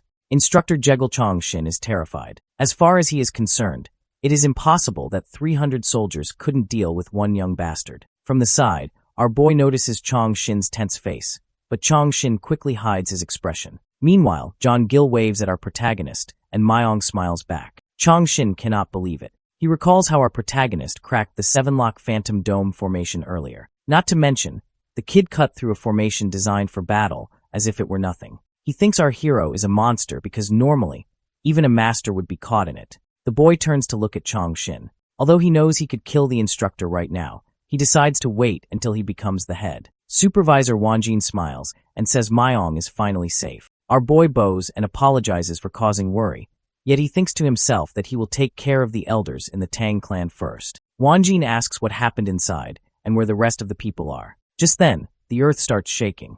The warriors think it is an earthquake, but one of them points to the sky. A crack forms in midair, and light pours out. At this point, Chong Shin is tense, realizing the unit containing the formation is breaking down. As the formation fully breaks, fragments fall away, revealing the inside. The ground is covered with hundreds of corpses. Wonjin observes the uniforms and notices that while some are different, most belong to the Dark Moon Sword sect. He asks if our protagonist took all these people seriously by himself, admitting even he would find it difficult to deal with more than 30 of them. Suddenly, a warrior shouts and points to a specific body. He identifies the double sword sheath and realizes it is Mak In-hoo, the sect leader. Seeing the severed body, Wonjin realizes even the sect leader was no match for Yen Myung. Our guy walks over calmly and says there were simply many of them, so they weren't hard to deal with. Wonjin had expected that much of the Tang family. This kid Yen Myung is already beyond the level of a head. Meanwhile, the the other teams discuss the situation. They are shocked that Yen Myung dealt with over 100 enemies, including the famous Dark Moon Sword sect. They are sure as hell that the head position belongs to him.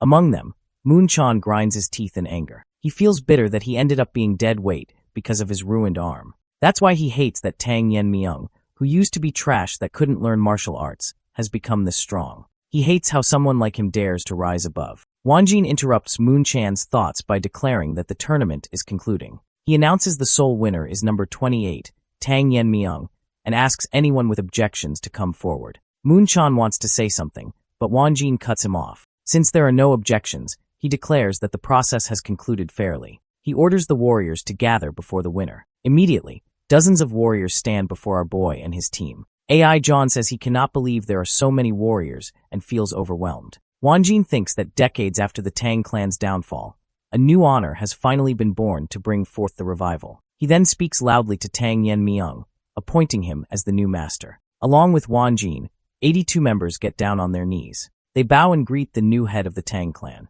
Naturally, Yen Myung's team is amazed. They realize that just by being the head, he commands so much respect, and they wonder if they have to speak formally to him now. Wanjin hopes that at an age where he is not even 20, our boy can grow enough to regain the clan's reputation across Sichuan. Our hero addresses them, stating he knows what they want. He promises it won't take long to make it a reality, and asks them to trust him. As a result, the warriors look at him with respect, feeling like he read their thoughts. The weight of his words proves he is the true leader. Consequently, they all pledge to follow Tang Yen Myung. Our guy tells them to get ready because they are going back to the main house. As they leave, Moon Chan watches them. He is furious, asking himself why Yen Myung gets everything. That is why he vows to get revenge no matter what, even if he has to sell his soul to the devil. With a final glare, he promises to bring our boy down. Later that night, Tai Hyo of the joint sect walks through the arena, looking at the bodies. He says he came as soon as he heard of the situation. Suddenly a man descends from the sky and lands with a high impact. It is Hyunso. He scolds Tai Hyo for going alone, saying that now that he is at the top, he must act the part. Tai Hyo ignores him and notes the silence, while Hyunso finds it is impossible to sleep next to a mountain of corpses. He notes the unusual thing is that over 300 people were killed. He wonders if it is because an old eagle is better than a young crow, referring to the Tang family's past prestige. However, he recalls there were fewer than 100 family members on the mountain. Tai Hyo agrees it is strange, explaining that the mountain is an open area, so they should have heard of something this big happening. Hyunso suggests the Tang family might be moving while purposely avoiding them. He wonders why they would hide this, especially since they sent valuables in honor of the tournament. Then, Tai Hyo examines a body. He wonders if the Tang family's blade technique has really declined this much, and asks how many people were killed by a sword blade. Hyunso is confused, so Tai Hyo corrects him, shouting that it wasn't a sword but a short blade. He asks if Hyunso realizes these corpses are the work of one person. Tai Hyo says his eyes cannot be deceived. He explains that most bodies show signs of being defeated by a learned sword technique, but there are no signs of mastery, which is why the cuts are all over the place. However, seeing those who couldn't even draw their weapons means they were dealt with in a second. Finally, Tai Hyo concludes there cannot be many people with skills like this. He decides he must meet this person and declares they are going to Sichuan. Hyunso asks his master if they are really going to Sichuan, as he worries about accidentally running into the killer. Tai Hyo scoffs, asking if Hyunso has forgotten that he has reached the top.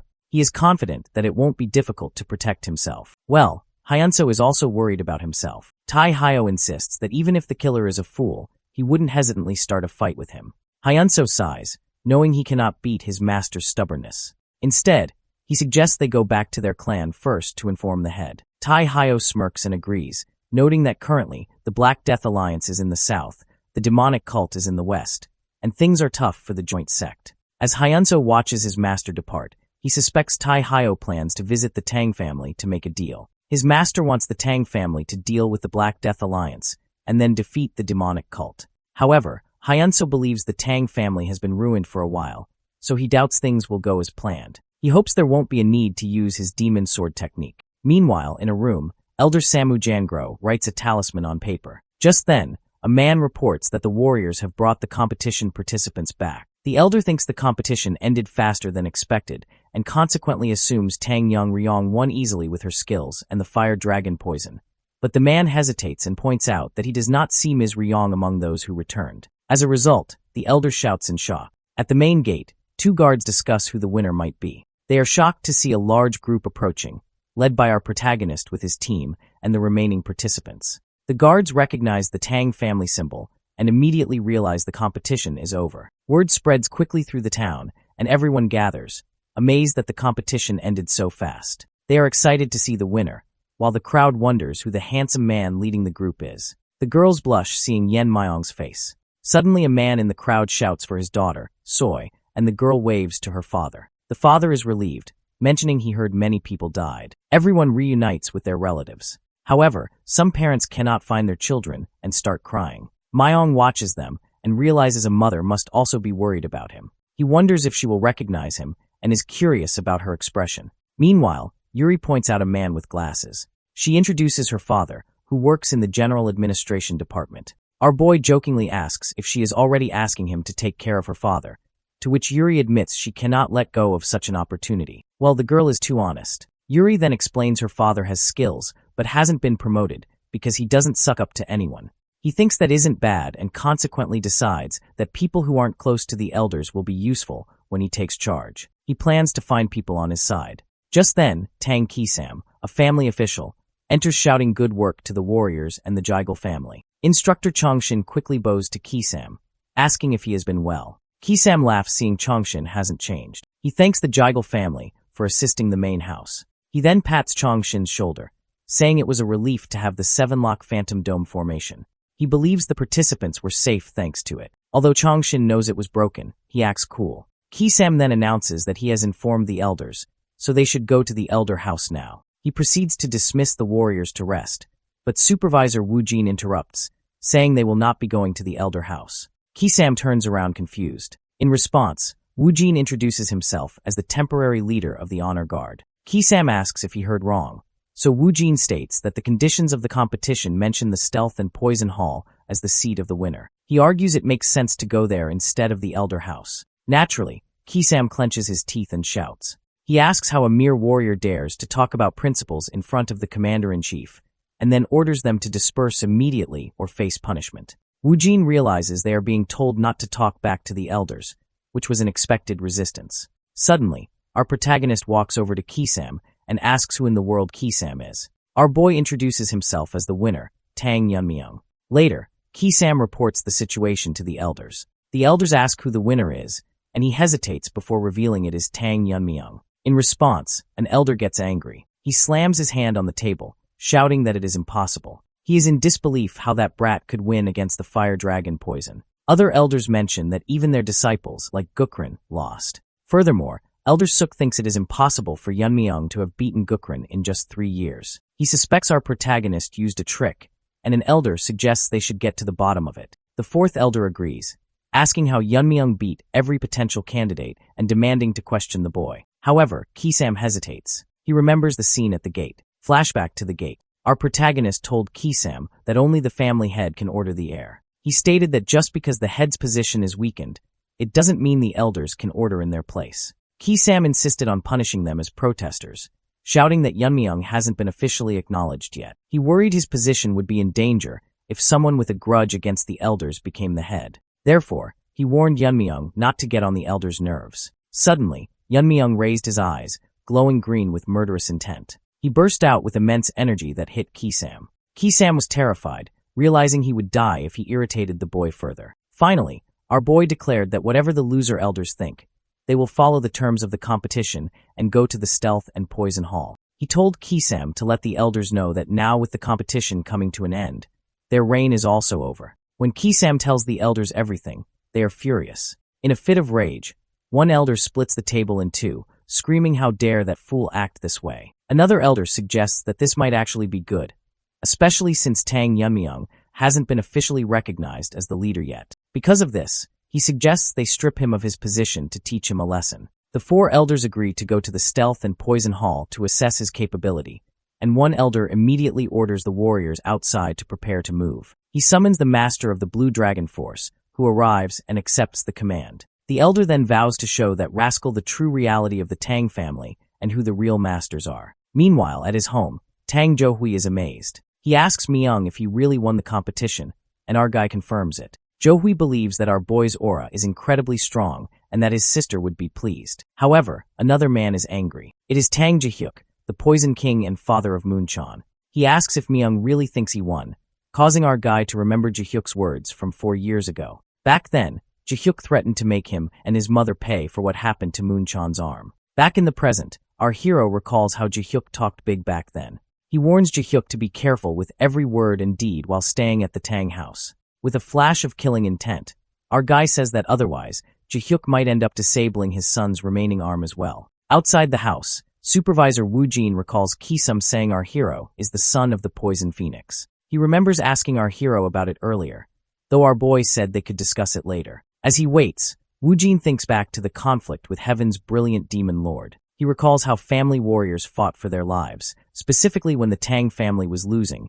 Men arrived holding the head of the previous lord. The enemy pushed forward, disregarding poison and death, so Woo Jin remembers requesting support from the elders to counter the attack. However, the elders refused, claiming that if they fell, the family would face destruction. Woo Jin believes that if they had helped, they could have reduced the damage. Instead, the elders blamed everything on the Poison Phoenix, claiming she almost destroyed the family. Suddenly, Woo Jin realizes the Poison Phoenix accepted being deposed to protect her young son. He turns to his troops and says he believes they noticed who the current master is, declaring that to those who failed their roles that day, another chance has come. But just then, someone shouts, "Stop," from behind. Inside the hut, our hero notices the commotion and decides to go out. Outside, the elders and their troops arrive, and one elder asks if they think they can defy the council and be safe. Woo Jin is surprised that the elders mobilize their own forces, especially when the elder demands they bring Yeonmyeong to him. Our guy walks out, saying there is no need to fuss since he is already there. Kong Jokue points out that the third elder and others have arrived,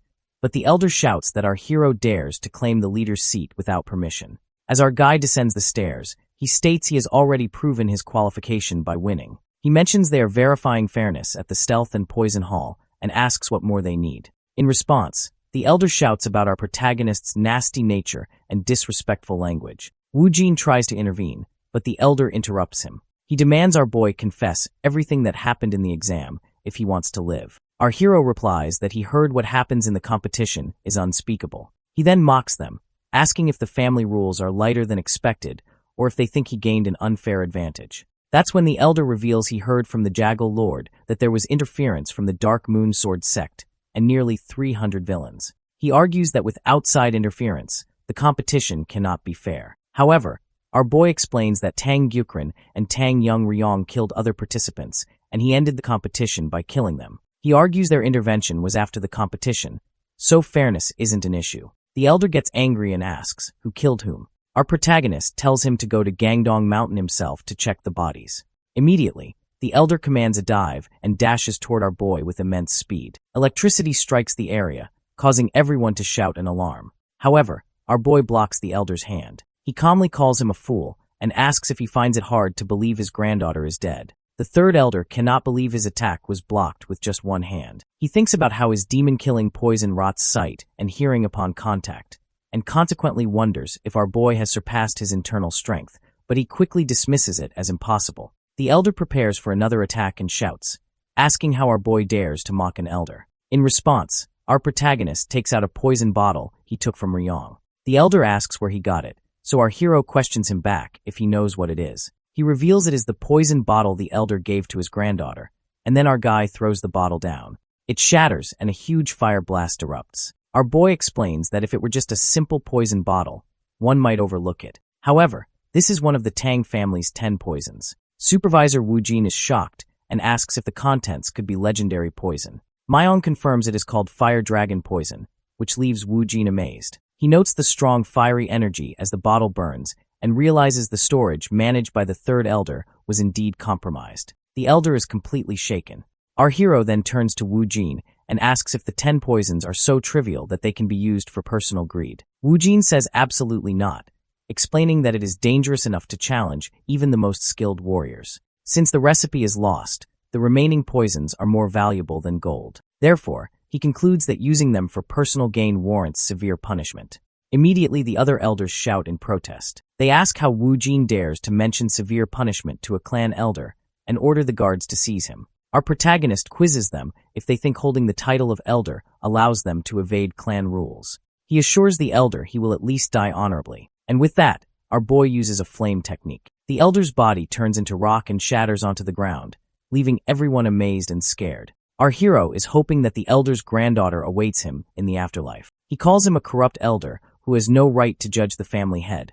Only he will decide where he stands. While Wu Jin thinks it is outrageous yet impressive how our protagonist stands so boldly before the elders, he realizes the fate of the Tang family may change here. Another elder gets angry and orders his troops to attack, shouting for them to restrain our hero immediately. However, our boy speaks to the Grand Elder, Tang Sukjung. He asks if the Grand Elder knows his disciple endangered the family, but the Grand Elder asks what he is talking about. Our boy asks if he really didn't know his disciple was a spy for the Dark Moon Sword sect, at which the Grand Elder shouts that it is nonsense and accuses our guy of framing him. However, the boy points out that the Dark Moon Sword sect invaded the contest area, but the Grand Elder demands evidence of conspiracy. Suddenly Myung says he will tell him. From behind, Jong Gil, the vice director's son, steps forward. He takes off his robe and reveals he is the sole witness. Jong Gil explains that before meeting Yum Yum, he fought with Tang Gukran and got these wounds, showing the cuts all over his body. He states that these wounds cannot be made by poison or stealth techniques,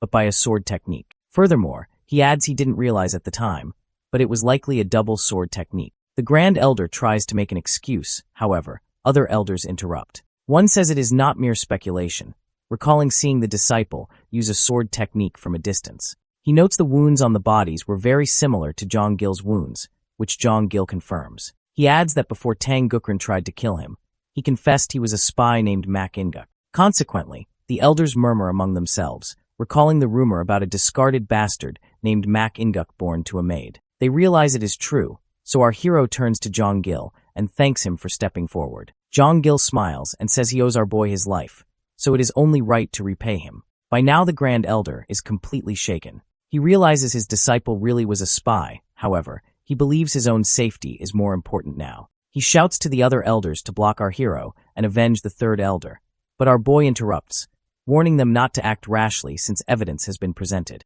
The Grand Elder claims he didn't know anything and argues his situation is different from the third elder. In response, our hero asks if his status is so light that he can just ignore it. He asks if Tang Gukran became the family head and gave the clan to the Dark Moon Sword sect. Would the Grand Elder claim ignorance then? He calls it careless, causing the Grand Elder to shout for him to wait. But before the Grand Elder even knows it, our guy cuts off his arm. Everyone is shocked. Our protagonist tells the Grand Elder he cannot escape the accusation of harboring a spy. He explains that normally his dantian should be destroyed to cripple his martial arts, but since there is no proof of collusion, the punishment ends here. The Grand Elder mutters appreciation for the mercy, however.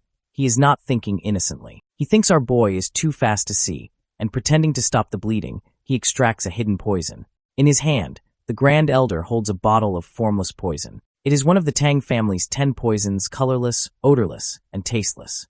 Although it is not as potent as the original, it is a version he created over half his lifetime. Finally, he vows to kill our boy without him even knowing what hit him. The Grand Elder prepares to use the hidden poison, however, our boy notices it immediately. With a swift motion, he cuts off the Elder's remaining hand, the one holding the poison. Another Elder shouts in outrage, asking what madness this is. He reminds our boy that he promised mercy moments ago and questions if Myung still claims the right to become the family head after this. The boy simply insists them to look at the severed hand on the ground. Everyone looks down, only to see the poison bottle next to the severed hand. The bottle is broken and liquid pours out. The boy points out that the Grand Elder poisoned his own blood flow for a desperate attack, calling it utterly disgraceful. The Grand Elder, lying on the ground, shouts for the family head to spare him, but our hero raises his hand, swirling with green energy. He declares that Tang Sukjung attempted to assassinate the family head and disturb the clan. Therefore, he deems him a traitor and announces the punishment is severe.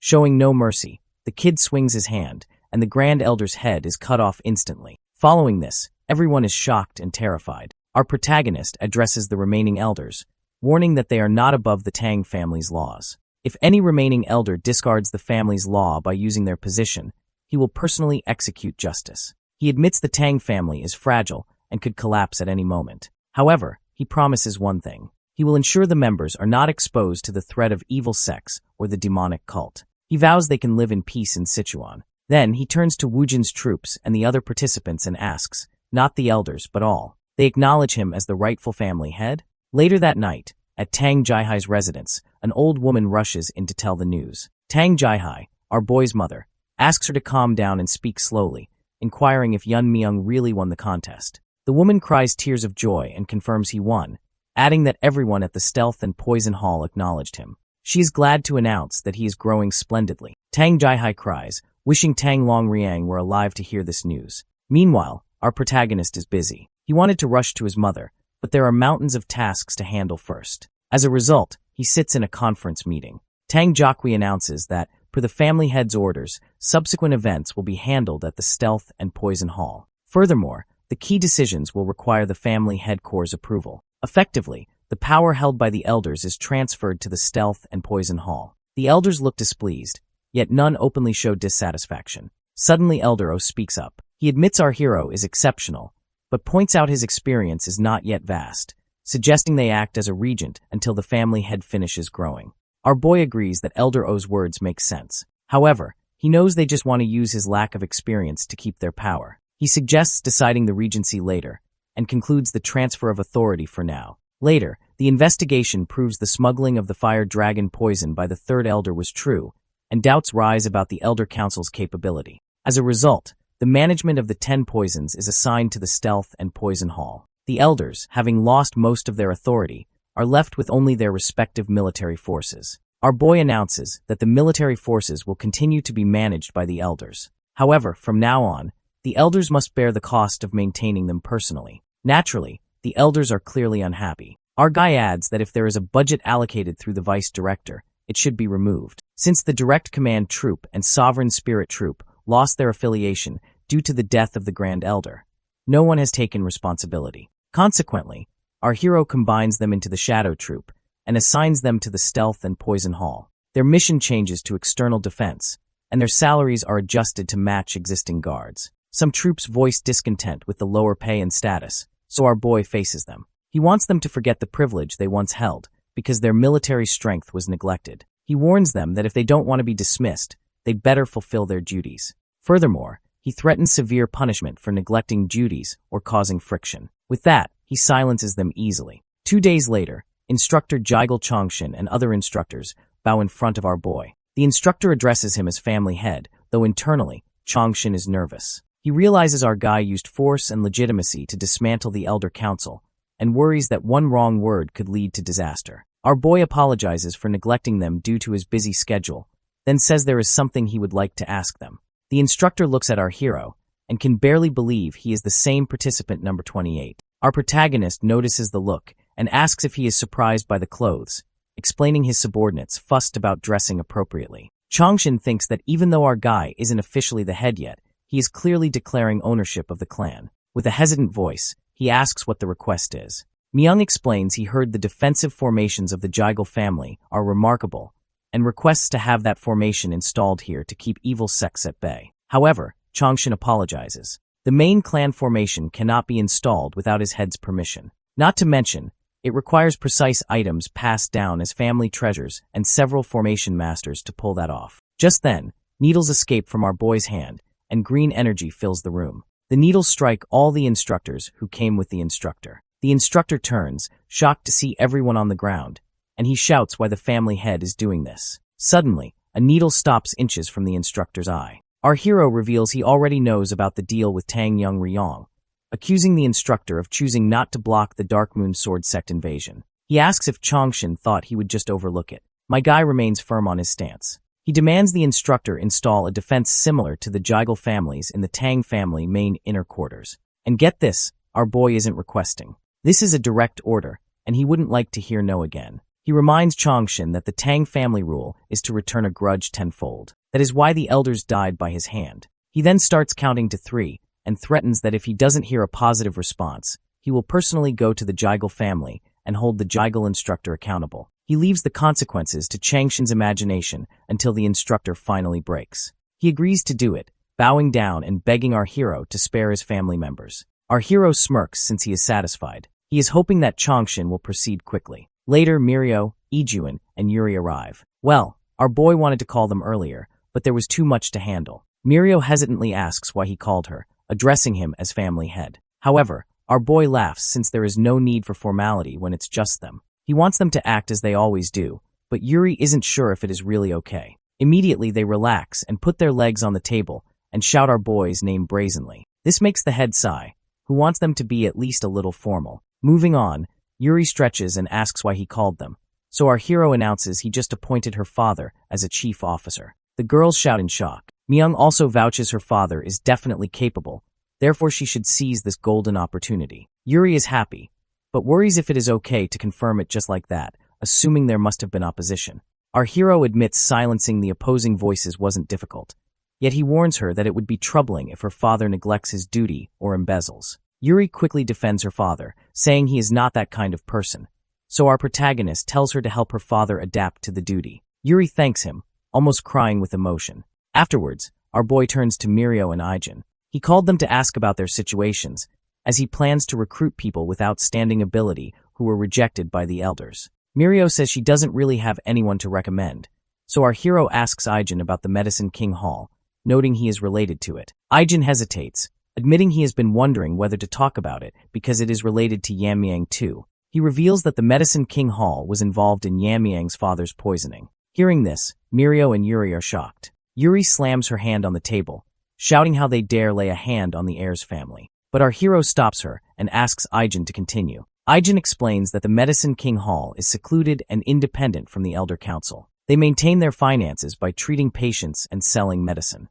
Furthermore, even after the Heaven's brilliant Demon Lord incident, the Tang family survived thanks to their funds. Ijin reveals his grandfather was the leader of the Medicine King Hall but was dismissed. He explains that Yamyang's father visited his grandfather daily and stood up against those who slandered the hall. However, since his father lacked internal strength, he suffered deep internal injuries from the fights. Hearing this, our boy realizes his father fought back despite everything. Ijin continues, stating the dispute exploded when the vice leader, Tang Il, made unspeakable slander about Yamyang's mother. Tang Il tried to use martial arts when he lost the argument, but Ijin's grandfather intervened. Because of that incident, Tang Il was excluded from being a candidate for the next leader. Our guy asks if Tang Il harbored resentment and poisoned his father, and Ijin confirms it. He adds that Tang Il killed Yamyang's father and overturned the Medicine King Hall. In addition, he also poisoned Ijin's grandfather and imprisoned him. Mirio asks why this wasn't made known, but Ijin says no one would step forward to explain. He entered the contest to survive, hoping they wouldn't kill someone who knew the truth. Suddenly he starts crying, saying he is too afraid to check his grandfather's condition. He apologizes for not finding talent for Yamyang, but our boy asks why the vice leader kept the grandfather alive instead of killing him. Ijin suspects there is a secret division within the hall, mentioning an inner pill made from a mythical creature, the 10,000-year fire carp. Yuri and Mirio are amazed it exists, so our hero asks what an inner pill is. Ijin explains it enhances inner strength, recounting a legend about a lord who achieved the fire realm by consuming it. Ijin warns that the pill contains strong poison. That is why, if taken without neutralizing it, it leads to death. Furthermore, if the poison is removed clumsily, the effect diminishes. Our boy asks if Ijin's grandfather is the only one who can preserve the efficacy without removing the poison, and Ijin says yes. He explains the current leader plans to consume the pill, ascend to the fire realm, and lead his followers out of the Tang family to start his own sect. Naturally, the group is angry at the rebellion. Myung thinks the man is foolish to seek the fire realm without true enlightenment. Our guy thanks Ijin for his honesty, and then asks one more thing.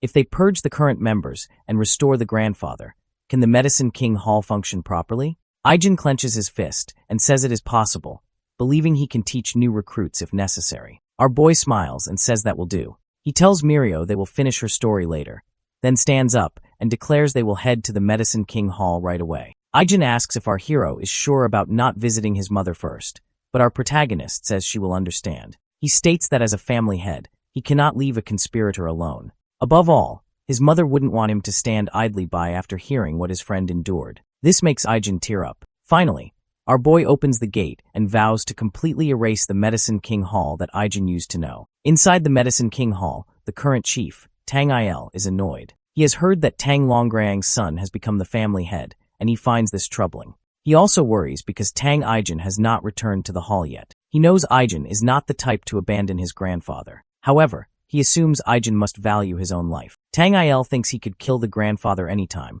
but the problem is the inner pill. To fully absorb the pill's energy and reach the fire realm, he needs the old man to speak. Unfortunately, the grandfather won't talk even if he regains sanity. Tang Il debates removing the poison himself, but fears messing up and ruining the pill. Just then, a disciple runs in, shouting that the clan head is here. Tang Il shouts for him to be quiet. Meanwhile outside, the Tang clan warriors are taking down the Medicine King Hall guards, clearing a path for our boy and Li Zhong. Later, Li Zhong confronts the members and asks why they are doing this. Myong asks Li Zhong if he found his grandfather, to which Li Zhong grinds his teeth and says no. He searched everywhere but found no trace, so he shouts at the men, demanding to know where they hid his grandfather. The men look at each other and claim they don't know. Immediately, our hero commands Supervisor Wu Jin, and Wu Jin cuts off the heads of the men who lied. Our boy looks at the survivors and asks who they are trying to deceive with those shifty eyes. He warns them not to test his patience and tells them to speak. Terrified, they finally confess, revealing that after the contest began, the current leader instructed them to imprison the former leader in the Noek. Ai Jun is horrified. He asks how they could imprison his grandfather in such a place, explaining that Noek was made to isolate infectious patients, but it was closed because the cold and damp environment worsened their condition.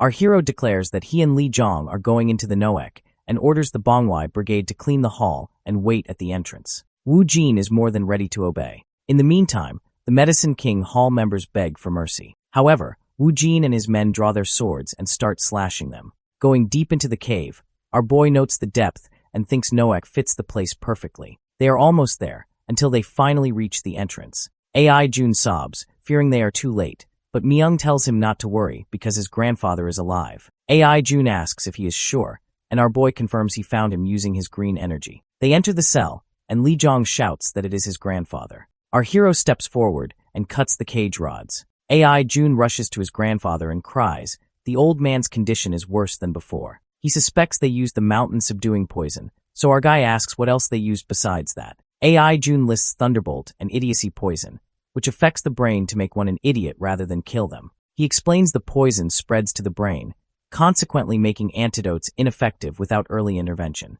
Myung says it will be simple, leaving Li Zhong amazed. Our protagonist tells Li Zhong to hold him steady as he places a hand on the grandfather's chest. He plans to inject his inner energy to devour the poison using the poison-devouring frenzy, along with universal poison absorption. Suddenly, Grandpa's dark skin reverts to normal human color, and his hand twitches. Ai Jun is amazed. Our guy thinks his technique has devoured extreme poisons many times, so he carefully absorbs the poison without harming the frail body. Ai Jun shouts that his grandfather is breathing and his complexion has improved. Our boy smirks and tells the old man to rise, at which the grandfather opens his eyes. He mutters, asking where he is, and then he sees Li Zhong and recognizes him. Then he looks at our hero and asks if it is Long Riang. Later, after the grandfather fully regains consciousness, they explain everything. The grandfather realizes our boy is Long Riang's son and the new family heir, which our boy confirms. He mentions he heard from Ai Jun that the grandfather looked after his father. With watery eyes, Grandpa says fate works in mysterious ways. He regrets that the child who couldn't see his father's face because of his fault ended up saving him, and he thinks Long Riang's son has grown wonderfully. He wishes Long Riang could see this from heaven. Consequently, the grandfather asks if he may devote himself to serving the family heir. Our boy says of course, and he takes off his green robe and puts it on the grandfather. He explains he came to arrange a new position for the leader and Ai Jun, then tells them to leave because people are waiting. When they exit the cave, Tang Il is shaken. He wonders how the old man can stand so firmly and shouts, asking how they can mercilessly harm the members of the Medicine King Hall. He reminds them that the hall earns the funds to maintain the Tang family, and asks if they want the family to collapse. Our boy asks if Tang Il plans to play dumb even after seeing where they came from, inquiring if those are his last words. Myong turns to the grandfather and asks if he has a final message, but the grandfather just looks away. Tang Il, having no choice, starts running and shouts for people to move aside. He thinks he will die if he stays, but suddenly a needle strikes Tang Il's neck. His body freezes. Our hero explains that it is the heart-severing flame poison made by Ai Jun, and then asks if Ai Jun's poison isn't enough to replace Tang Il. He notes Tang Il probably cannot even hear him now, and then Tang Il falls to the ground, completely dead. Our boy turns to the remaining members and commands the Bongwi brigade to finish the job. As usual, Wu Jin is prepared to execute the orders, and they take care of all the members of the Medicine King Hall, effectively erasing its corruption completely. Rumors spread instantly among the clan that the Medicine King Hall has fallen. Because of this, some men discuss whether the Tang clan can survive without the hall's funding. They wonder why the new leadership got rid of the place supporting them. Inside the hall, our hero stands in front of a red blazing orb. The grandfather warns him that the Medicine King Hall has fallen, but the orb is dangerous. Therefore, he asks if our guy plans to take it right away. He suggests waiting a few days for the poison effect to wear off, but our boy looks at the orb excitedly. He thanks the grandfather, but says he will take it as it is because he plans to use it soon. He thinks that if the poison is so strong it is visible to the naked eye, he cannot get rid of something so precious. With that, Myong extends his hand to grab the orb. Before he even touches it, his fingers feel like they are melting, so he clenches his fist. He realizes it has an extremely potent fiery poison, as expected of a spirit that lives in lava. However, he notes it is nothing compared to the fire dragon poison from before. He thinks that if an ordinary man took this in an unrefined state, the power would burn them from the inside.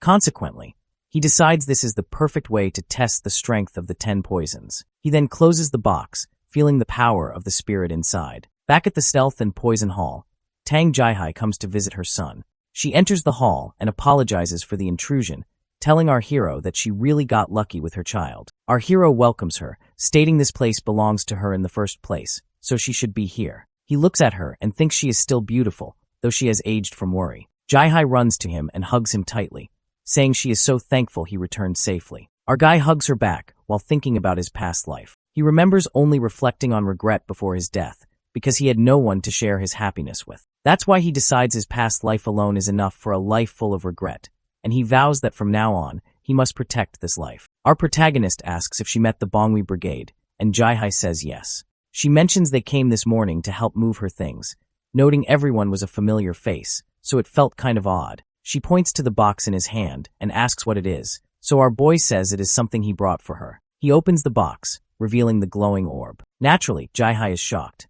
She recognizes it as the inner pill from the 10,000-year fire carp and insists that it would be right for him, the clan leader, to take it. However, our boy refuses. He says it is right for his mother to take it, claiming he has no use for the inner pill now. Jihai is confused and asks what he means. Our hero explains he has nothing more to increase with the orb, and then he holds her hand. Suddenly a burst of energy surges from him. Jihai is stunned. She feels the intense heat and asks if he really reached the fire realm. He confirms it, and Jihai thinks about how her son is already in the fire realm. She feels she should praise him, but she also worries that enemies might attack the Tang family if they realize this. Seeing her nervous, our protagonist speaks gently. He says he wants her to live a long life, including his father's share, and he asks her to watch over him as he grows. He opens the box again and warns her that the inner pill is slowly dissipating, so she must hurry. Jihai bites her lip as she realizes that even if her child is powerful, it is natural for a mother to want to protect him.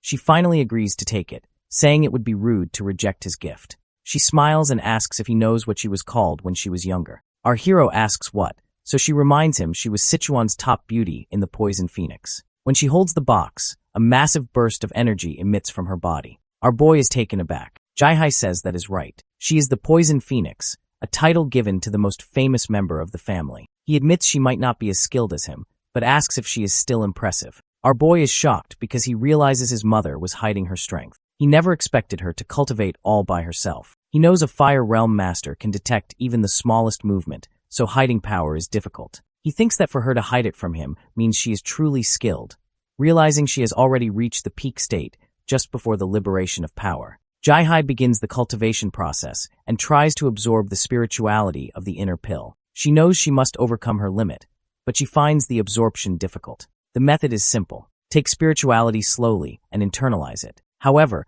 the pill is dissipating too fast, and she worries she will lose half of it before she can finish. Suddenly our boy puts his hand on her shoulder. He tells her that enlightenment does not come from thinking about it. Instead, he advises her to absorb, analyze, and imitate her surroundings. He says he will give her a little push, and then he transfers his energy into her. Jihai is shocked that Yenmian's energy is fusing with the inner pill. She recognizes this as the Tang family poisonous vital azure radiant heart technique, and realizes she doesn't have to internalize it little by little. Instead, she can transform the pure energy into something she is familiar with and absorb it all at once. She focuses, thinking to herself that she was blessed with such a good son. Finally, the process is done. Our boy steps back and declares that with this, his mother has reached the fire realm as well. Everyone is present at the main building of the Hall of Dark Poison. However, the mood is tense. Everyone of the Poison Lord unit, Ji Hyuk-dang, grumbles about being called to a meeting at such an odd time. They feel that their time has been disrespected.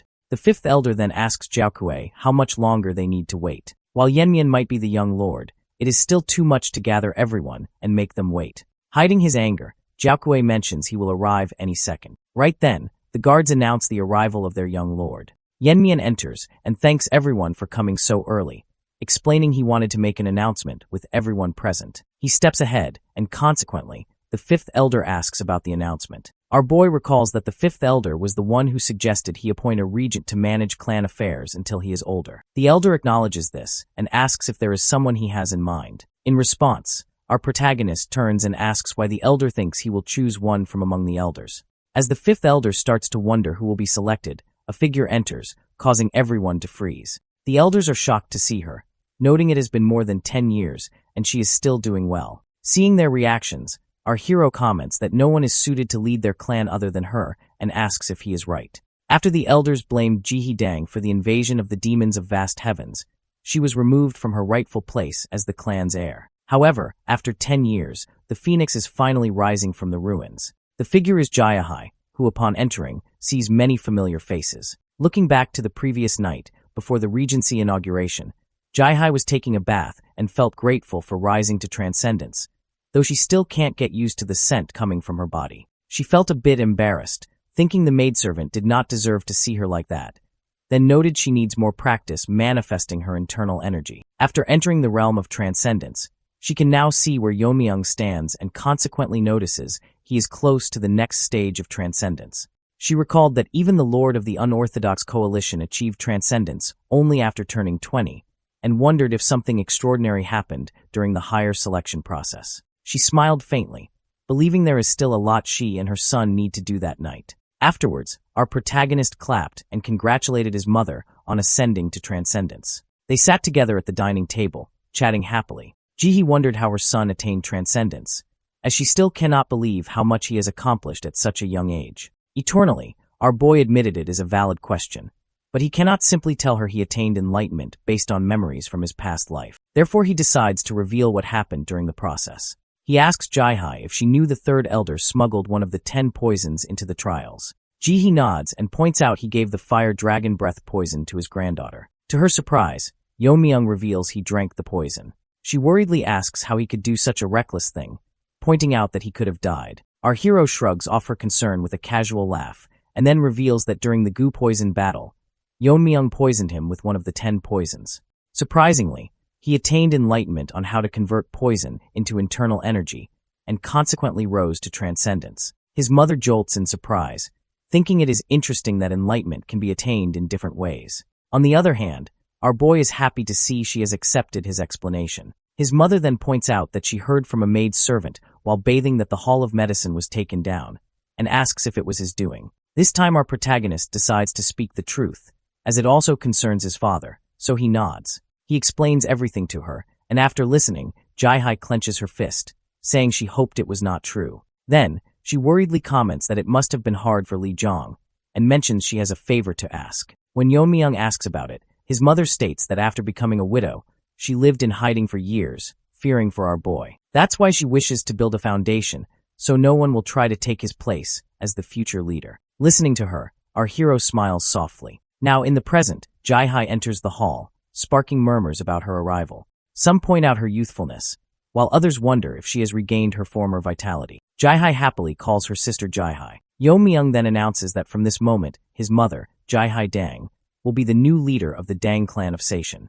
The fifth elder freezes, realizing she has become the new leader instead of a regent. Jae-hai starts her speech, first thanking everyone for coming. She states that while she has made the clan leader, she will only rule on behalf of her son until he matures. To repay his trust, she is setting the groundwork to build a stronger clan. With that, she begins the morning session by looking over their agenda. As Jae-hai decided, the fallen Hall of Medicine is renamed the Hall of Remedies. Consequently, she appoints Hoil-dang as head and Lee Jong as deputy head. Yuri's father becomes the new director of the executive council and is ordered to investigate the clan's funds. He soon finds evidence of financial misconduct by the elders, and the recovered funds are enough to fill the clan's treasury for now. Meanwhile, Captain Jai Haidang is dismissed from service along with most of the elders who had been embezzling clan resources. In fact, anyone exploiting the funds is removed from their posts. All of this happens within a few days. Now, our protagonist, sitting on the edge of a mountain, reflects that his mother is a born leader. Because of her, many issues in the clan are resolved. He remembers that at first, he wanted to live a normal life with his mother by simply participating in the process.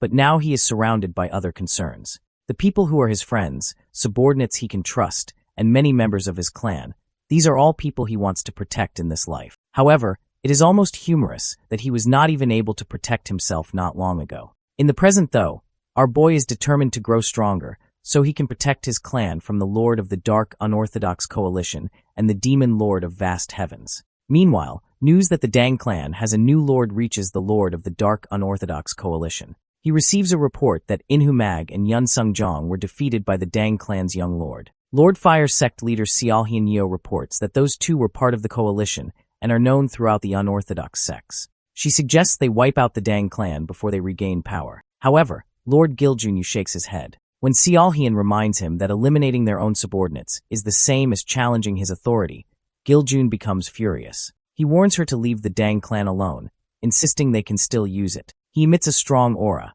and consequently, Sealhian starts to tremble as he glares at her, coldly stating that those two fools attacked the Dang clan without his orders and paid a heavy price. He soon returns to normal, stating it was better for them to die at the hands of the Dang clan's leader than face his wrath. He smirks, finding our hero interesting for managing to eliminate those two.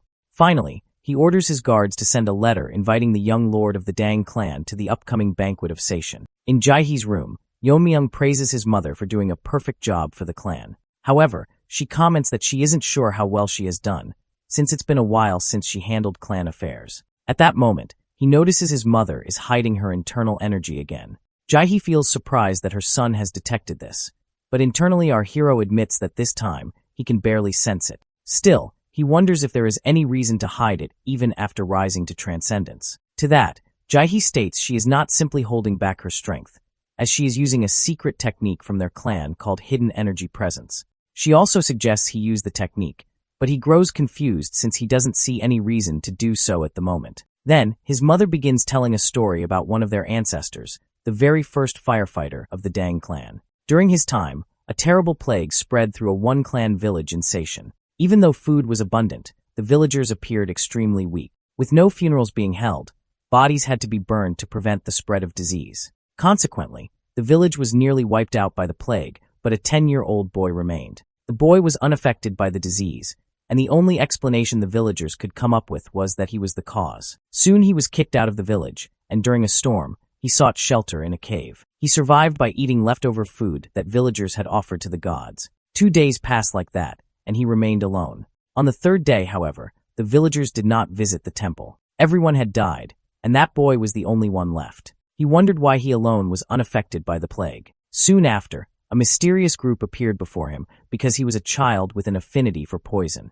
The group was the most notorious assassin guild in the history of martial arts, the Moonshadow Poison Assassination Guild. This guild had kidnapped many children across the continent to train them as assassins, forcing them to take poison pills that required regular antidotes, making escape impossible. As the boy grew into an assassin, he discovered the body of a peer who failed to take the antidote on time. In that moment, he realized the assassin group was responsible for the plague that destroyed his home. After that, he did everything to become stronger, accepting and completing every difficult mission. Eventually, he succeeded in assassinating a supreme master warrior. The guild leader then named him one of the 5 great assassins and offered to grant any wish he desired. However, the boy simply replied he needed nothing. Immediately after that, he began wiping out the entire guild, ascending to a higher realm in the process. Through the enlightenment gained in his battles with master warriors and the martial arts he learned at the guild, he created an ultimate technique called the Rain of a Million Flowers. With it, the Moonshadow Poison Assassination Guild disappeared in just one night. As the descendants of that boy began living in Seishin, the present Dang clan came into being. Now that man is remembered as the Shadowless Visitor. When Jaihe looks at her son, she finds him sleeping, so she pinches his cheek to wake him. Yun Myung mutters that he never knew their clan had such an interesting history. Still, he asks about the connection between their clan's origin and the hidden presence technique. His mother explains that, including the 5 great assassins and the guild master, the assassin guild had many transcendents, and asks if he can guess how the shadowless visitor eliminated them all alone. Our boy guesses that it must be thanks to the rain of 1,000,000 flowers, thinking that many warriors can't withstand a hidden weapons attack that targets a group at once. Jae-hee mentions he is partly right. The technique was indeed used, but she adds that it is an aura technique rather than a hidden weapons technique. She explains that the battle between Masters of Transcendence is a battle of aura, because aura body armor can't be penetrated by regular hidden weapons. From this, our protagonist realizes it doesn't matter how many hidden weapons are used, as they will only bounce off the aura body armor. On the other hand, a barrage of hidden weapons infused with aura, the Dang clan's powerful technique, was made specifically for use against Masters of Transcendence. He further notes that neither the wild dance of spinning stars nor scattered iron fragments compares in power, and even maintaining such a technique is difficult for a Master of Transcendence. Unexpectedly, Jae-hee notices our hero wondering how this could be possible. She states that the answer is found in the Hidden Energy Presence technique. To activate this technique, a person must concentrate all their internal energy flowing through their veins into one of the 12 energy channels. Then, using core energy, the person blocks the flow and seals the energy channel, which preserves the internal energy. Even Masters of Transcendence can be fooled by this. While it's true that one's immediate internal energy levels will drop, those with experience and enlightenment can easily refill their energy. By repeating the process 12 times, sealing each internal energy channel, the core energy that protects the internal force comes together to form a new protective shield known as aura body armor. Jae-hee explains that the dragon scale offers better protection than regular aura body armor, and as its name suggests, is as strong as dragon scales. Yenmian notes that, just like the fire dragon breath poison, everyone compares it to a dragon. His mother then adds that sealing energy channels not only protects the body, furthermore, if all 12 channels are released at once, then for a moment, one can use up to 10 times more than their original internal energy. When our protagonist asks if the rain of 1,000,000 flowers can only be used after all channels are released, she tells him it takes more than that. She says there were important passages passed down with the hidden energy technique, but they were all lost during the battle against the demons of vast heavens. Even the passages passed down by word of mouth disappeared with the deaths of 2 elders. Still, Jae-hee believes her son will master the technique in the future, since he is her pride. Our hero agrees, thinking there is nothing that the poisonous phoenix's son cannot do. Soon, Yenmian learns the hidden energy presence technique from his mother. Now sitting at his desk, he thinks that drinking poison is the best way to quickly refill his internal energy after it is sealed away. Others call it poison, but to him it is an elixir. He decides to ask Aijin to make some poison for him, but his thoughts are interrupted by a guard who knocks on the door. The guard announces that the young lord has a guest who wants to meet urgently. Suddenly, Mirio bursts in, yelling for help from our boy. He asks what's going on, and unexpectedly she shouts that her sister is dying. Yenmian quickly asks if Mirio should take her sister to the Hall of Remedies. However, Mirio cries as she reveals they have already been there several times, but it turns out her sister's condition isn't something medicine can treat. When our hero wonders if it might be an internal injury, Mirio explains that it's actually energy blockage of the 9 yin channels. In fact, aside from the Blazing Sun Palace, the North Sea Ice Palace also uses energy blockage in their martial arts. The members of the Ice Palace practiced ice martial arts, which, being born with yin energy, was considered both a blessing and a unique skill for those people. As they step out, our boy and Mirio discuss how people who don't practice ice martial arts gradually suffer from energy blockage. He then asks if she and her sister are descendants of the North Sea Ice, to which she nods, but clarifies they aren't direct descendants. A long time ago, the descendants of the Ice Palace settled in Seishan and married into the Dang clan. People say the energy blockage can be treated by learning ice martial arts. However, in the Dang clan, members only learn about poison and hidden weapons. Consequently, they have nothing left of ice martial arts here, and the techniques their ancestors brought have long been lost. Now, energy blockage appears like a genetic illness every few decades, and this time, it's Mirio's sister who is suffering. When Yun Myung is about to say something, Mirio announces they have arrived at her home. Inside, her sister's condition has worsened. She is beginning to freeze, her eyes closed, and she is unable to awaken. Our protagonist notes that the room itself is freezing from the cold energy. He turns to Mirio, who is weeping, and tells her he can't promise anything because of her sister's current state. He explains that it looks like her sister has used her innate core energy to block her energy channels and fight the cold, but she is at her limit. As a last resort, She has even shut down her consciousness to focus on blocking the energy. While sobbing, Mirio asks if there is anything they can do. She pauses, and then our hero reveals that there is a way. They can try using external force to expel the cold energy, but there's a high risk. Her sister might not withstand the process, and he could be overwhelmed by the cold energy himself. Mirio imagines the scene in her mind, frozen with worry. Yun Myung frowns, wishing the odds were in their favor, but he knows he can't make a reckless decision since his friend's sister is at stake. Now, all he can do is wait for Mirio's decision. He tells her to choose. Should they look for another way, or attempt his method? Breathing heavily, she states that they are here because they have no other option. With a heavy heart, she says she can't give up on her sister without even trying. She knows she is putting our boy at risk, but she begs him to save her sister. Then, our protagonist begins undressing Mirio's sister, prompting Mirio to question if it's really necessary. Embarrassed, he explains that her clothing will only get in the way of extracting the cold energy, and insists that a bit of embarrassment is better than death. With that, he starts the extraction process. In his mind, Yun Myung reviews the 9 channels, noting the middle of the forehead isn't a major concern, so he moves to the heart. He feels a moment of embarrassment, but then the cold energy resists extraction, and half of our hero's body becomes frozen. When Mirio expresses concern, Yun Myung assures her he's managing for now. He notes he has managed to extract the cold energy from 6 channels, but his body is reaching its limit from absorbing the cold. If this continues, he knows he'll freeze to death. He mutters that it would be much easier if he was dealing with poison,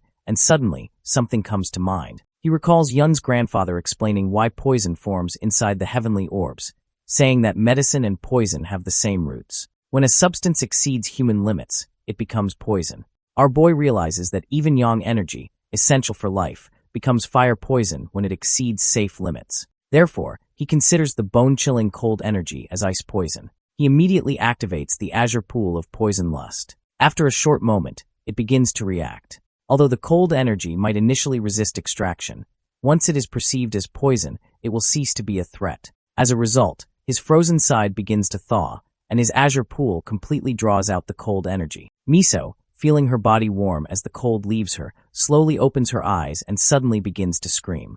Looking at Mirio, both sisters start to weep and embrace each other. Mirio explains to Miso what just happened, which makes Miso feel she owes her life to Yun Myung. Although Mirio is concerned about why the young lord is still touching her sister, Miso points out that he is still focusing and consequently suggests they wait. Meanwhile, inside Miso's body, our boy observes that this energy is like an elixir. There is more energy than his body can absorb, and while the excess will disappear, he decides to absorb as much cold energy as possible to try out the hidden energy presence technique. He wonders exactly how many energy channels he is able to fill up. After a few moments, as he opens his eyes, he is surprised to discover he can absorb 4. This leaves him with 4 times the amount of energy he used. As he considers his current low energy levels and how to manage them by drinking poison, his thoughts are interrupted by embarrassment as he realizes he is still touching Miso. Nervously, he retracts his hand. Miso, however, calmly says it's fine since she heard the whole story from Mirio. She thanks him,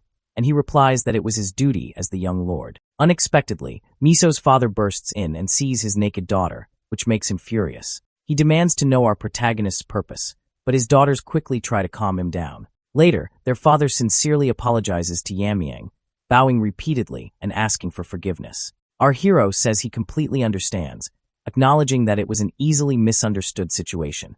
The father sobs, saying he cannot express enough gratitude now that his daughter can live longer. He met his wife as a merchant and chose to settle with the Dang clan. Sadly, she also suffered from energy blockage and passed away. To save his daughters, he spent everything searching for a cure but found none. He weeps as he thanks our boy for saving his family, vowing that he will do anything for him. Yamyang explains that he only did what was needed. After that, our hero comments that the place is quite quiet for a merchant guild. Miso's father explains that after the collapse of the Dang clan and the Dark Unorthodox Coalition, they no longer venture outside the city walls. Consequently, the young lord bows, suggesting they discuss this later since he has something else to do. Before he can leave, Mirio and Miso appear, mentioning they haven't properly thanked him yet. Mirio, now wearing a beautiful dress, expresses her deep gratitude for saving her life. Our protagonist blushes and then heads back. Miso, however, worries about whether he is truly fine, noticing he looks a bit dazed. She asks Mirio if she thinks the young lord hurt himself while treating her energy blockage, but Mirio teases her and asks if she's sad to see him go. Miso turns red and jolts, asking if it was that obvious. When Mirio nods, Miso covers her face with embarrassment. Mirio pats hair, saying anyone would react like that, and adds that her sister is the prettiest person she's ever seen. Mirio grins, as she thinks to herself that the look on Yeonmyoung's face was similar when he saw Miso. Because of this, she is certain he is just as interested as her sister. Meanwhile, on his way back, our boy thinks about family. He imagines starting a family with Miso, having a son, training him, and eventually marrying him off and having grandchildren. He blushes, realizing he even imagined grandchildren. He smiles, never expecting to have such feelings for someone, and guesses this is part of wanting a normal life. He hopes to see Miso again soon. However, he recalls the issue Miso's father raised earlier. He starts thinking about Gil Junyu, Lord of the Dark Unorthodox Coalition. Although not directly involved in the downfall of the clan like the Demon Lord of Vast Heavens, there is still a threat, as shown during the heir selection process. Our hero concludes that as long as they share Seishin, conflicts are bound to happen. At the Heartfire sect, in the Dark Unorthodox Coalition's territory in Seishin, Seol-yun receives a report that the Dang clan is growing rapidly. She takes a bite of her apple and doesn't pay much attention to the report. She then recalls Giljin's cold warning to stay away from the Dang clan. She also remembers Injae Yob, Chobung's sect leader, reminding her to wait until their lord's anger subsides. In a burst of frustration, Seol-yun throws her apple at the reporter, angry that everyone keeps telling her to do nothing even though the Dang clan's new leader and heir have both reached transcendence. She bites her nails, frustrated that she can't avenge Inhumag and Yunsong-jong yet. Suddenly, she pauses, recalling her lord's orders to invite the Dang clan's young lord to the upcoming Seishin banquet. She smirks, thinking the banquet will provide a great opportunity. She admits that waiting is not her nature, and adds that whenever she closes her eyes, Inhu appears in her dreams, urging her to take revenge. Excitedly, she decides to eliminate every last member of the Dang clan for her anger to subside. She glares at her reporter with a murderous look, and ignoring his pleas, she burns him on the spot. With that, Seol-yun decides to prepare something unforgettable for our boy. At a meeting, Ji-hyuk, former captain of the Poison Lord unit, asks the second elder about their future plans. The second elder admits they have lost too much since Ji-hee-dang became the clan leader. However, he questions why Ji-hyuk is even asking him, reminding him that it was his and his son's actions that led to their current predicament. Pointing at Muncheon, he angrily asks why he picked a fight with someone much stronger than himself, accusing both Muncheon and Ji-hyuk of ruining his life's work. Meanwhile, Muncheon is getting furious at the second elder, resenting the way he is speaking in front of the clan leader. He silently curses our boy Yeonmyoung, vowing to take revenge once his arm is healed. After that, Ji-hyuk repeats his question, stating they are struggling just to maintain their private units. In response, the second elder clenches his fist and declares they should simply leave the clan. The next day, our hero is guided to the Vault of Ultimate Poisons, where the 10 poisons and other deadly toxins of the Dang clan are stored. He recalls that the third elder was responsible for managing the poison vault before he was dismissed, and now both he and the Hall of Dark Poison are handling it. The guards at the entrance greet their young lord respectfully. Before going in, a guard hands Yeonmyoung a poison-repelling orb to protect him from the poisonous air inside. The idea is that the orb will filter out most of the toxins if kept in his mouth. Surprisingly, our protagonist says he doesn't need it, which startles the guard. Yeonmyoung shakes his head, pointing out that the orb must have been used by many people, including the third elder. Even though the guard insists it is cleaned every time and that our hero should use it even if he is immune, the guard gets punched by our boy and falls along with the orb. After that, Yeonmyoung steps inside the vault. He observes that it's well maintained, as this is where the 10 poisons are kept. He finally understands the guard's concern. If a normal warrior entered, they would be killed instantly. Even though his own energy is compromised due to the hidden energy presence technique, the air here is deadly. However, with his mastery of the azure pool of poison lust, walking through the vault feels like a walk in the park. He inhales the toxic air, enjoying it as if he's receiving poison therapy, and consequently feels his internal energy rising, though it's still not enough to restore him fully. That is why the best way would be to drink a poison as potent as the 10 poisons, but he remembers the clan law forbids using them for personal reasons. Because of this, he thinks he could have asked Legion for the recipe. Suddenly he senses something unusual. The air feels distorted where he stands. Upon closer inspection, he realizes it's an illusion barrier. He wonders why there would be such a barrier in their poison vault, especially one different from the Jigwell clan's technique. With only one way to find out, he uses his technique to cut through the barrier and discovers a hidden passage. In front of him, paper talismans for sealing and warding line the way. Yun Myung immediately recognizes they aren't the work of the Jigwal clan, but rather the techniques of mystic practitioners. In his past life, his master knew a few of them. These individuals were obsessed with mystical arts, just as his master was obsessed with gods. Specifically, mystic practitioners aspired to become immortal spirits by mastering spells. Our hero recalls the time when his master threw him into their illusion fields as training, where he encountered beings unlike any he'd seen before. What's certain is that those practitioners only get involved in matters that interest them. Therefore, he can't comprehend why they would install their barrier inside the poison vault. In the past, Yun Myung's master revealed that mystic practitioners are selfish, devoting themselves to demons and ghouls in hopes of achieving immortality. He told our boy that the reason he befriended them was by beating them up daily until they were willing to talk. Now our protagonist believes there will never be anyone quite like his master who shared such unique methods for making friends. This only means the Dang clan has something that caught their attention.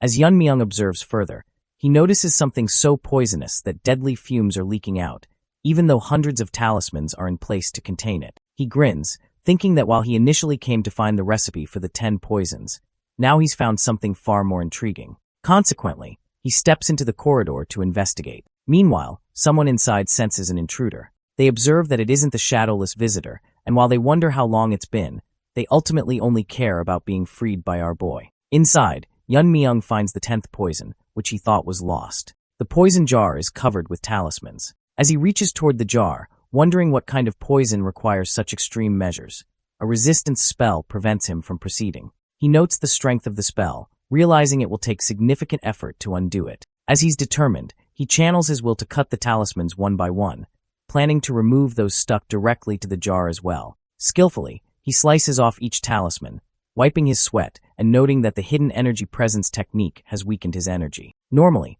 this would not have taken so long. As the talismans fall away, the poisonous air grows even thicker. Placing his hand on the poison jar, he prepares to see what's inside. Meanwhile, within the jar, a black spirit senses the restraints have vanished. Suddenly it sees the light. A violent explosion erupts, throwing our hero backward. Before he can react, a tentacle-like appendage reaches for him. He instinctively tries to seize it before it can grab him, but it catches his arm. The black spirit praises his quick reflexes, but says it will give him a painless death for freeing it from the jar. When Yun Myung asks what it is, the spirit reveals itself as the blue-horned white snake, and immediately begins introducing itself as the pinnacle of venom. Yun Myung finally realizes that the entity before him is goo poison incarnate. The white snake nods, admitting that blocking off the energy channel in his shoulder was impressive, but then questions how long he will be able to withstand it. With amusement, the goo poison incarnate claims that in a short time, his arm will melt down. However, all its confidence fades when it sees poison lust absorbing all the poisonous air. The white snake, now terrified, asks what his relation is with the shadowless visitor. Grabbing the snake tightly, our hero reveals he is its descendant. Naturally, the snake nervously pleads with our protagonist to deactivate his poison, or else it will perish for good. Nevertheless, Yun Myung remains angry with it and squeezes even tighter, deciding to absorb all of its poison. As he begins extracting the poison, the white snake panics, and at that moment, it proposes to offer a deal. Our boy pauses for a moment as the snake starts explaining.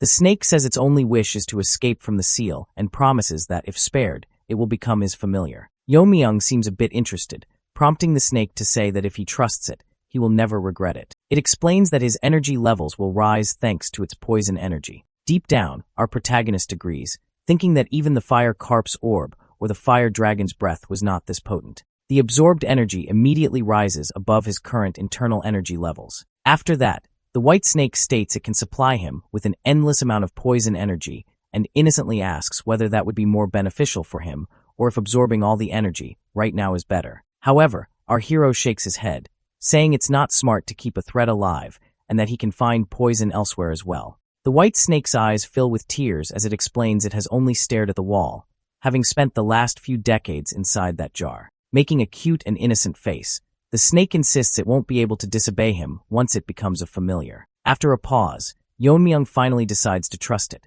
but he warns that if he notices anything strange, he will get rid of it instantly. The snake immediately acknowledges this. Then, our boy asks how he can make it his familiar, admitting he does not know anything about mystic arts. The snake starts emitting energy and develops the thread of a soul, explaining that once he holds it, their souls will be linked and the snake will become his familiar. With that, Yeonmyeong holds the thread of a soul. Meanwhile, outside, the guards discuss how long their young lord has been inside. They start panicking and wonder if something bad has happened to him. One suggests going in, but the other reminds them they are forbidden from entering the vault. Regardless, the healthy one puts the protecting orb inside his mouth and mentions that they may be punished, but that shouldn't stop them from saving their future clan leader. Before they can move, a bright light appears from inside the vault and the ground shakes. The door opens, and one guard worriedly asks if their young lord is all right, while the other sees him shining. Later, Yeonmyeong observes he can now activate aura body armor, dragon scale. Unlike the normal aura body armor, this one feels as if he is wearing actual armor. He smiles, recalling that he was able to fill all 12 energy channels once he made the white snake his familiar. Still, our protagonist plans to control his energy levels in public more,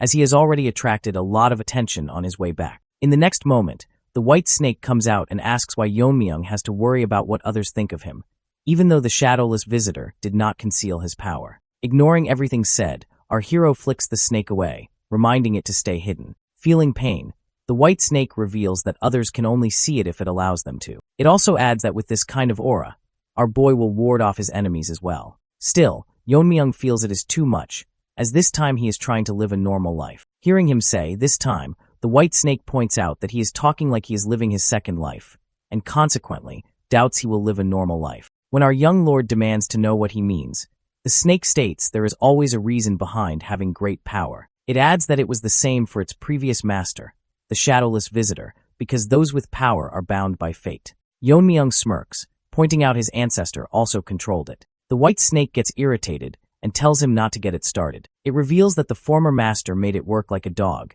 and then had a mystic practitioner seal it in a jar, thinking it was dangerous. As the snake fumes, just thinking about its past, our protagonist is deep in thought as he finally understands why mystic practitioners were involved. The white snake is actually a mythical creature on a higher plane of existence. Now, Yeonmyeong wonders why the mystic practitioners didn't try to make it their own, and why they helped his ancestor seal it instead. He wonders if his ancestor was similar to its previous master. More than that, he thinks about whether he was really born like this for a reason, and maybe it has something to do with his past life. Suddenly a guard bursts in, announcing urgent news. Our young lord quickly hides the white snake and asks about the news. The guard reports that the path between Seishin and their clan is filled with warriors from the unorthodox sect. Meanwhile, elsewhere, Hyunsu is breathing heavily as he and his uncle's path has been blocked. The enemy leader mocks the masters of the Gongdong sect and asks why they are here, insisting that Seishin belongs to none other than the dark unorthodox sect.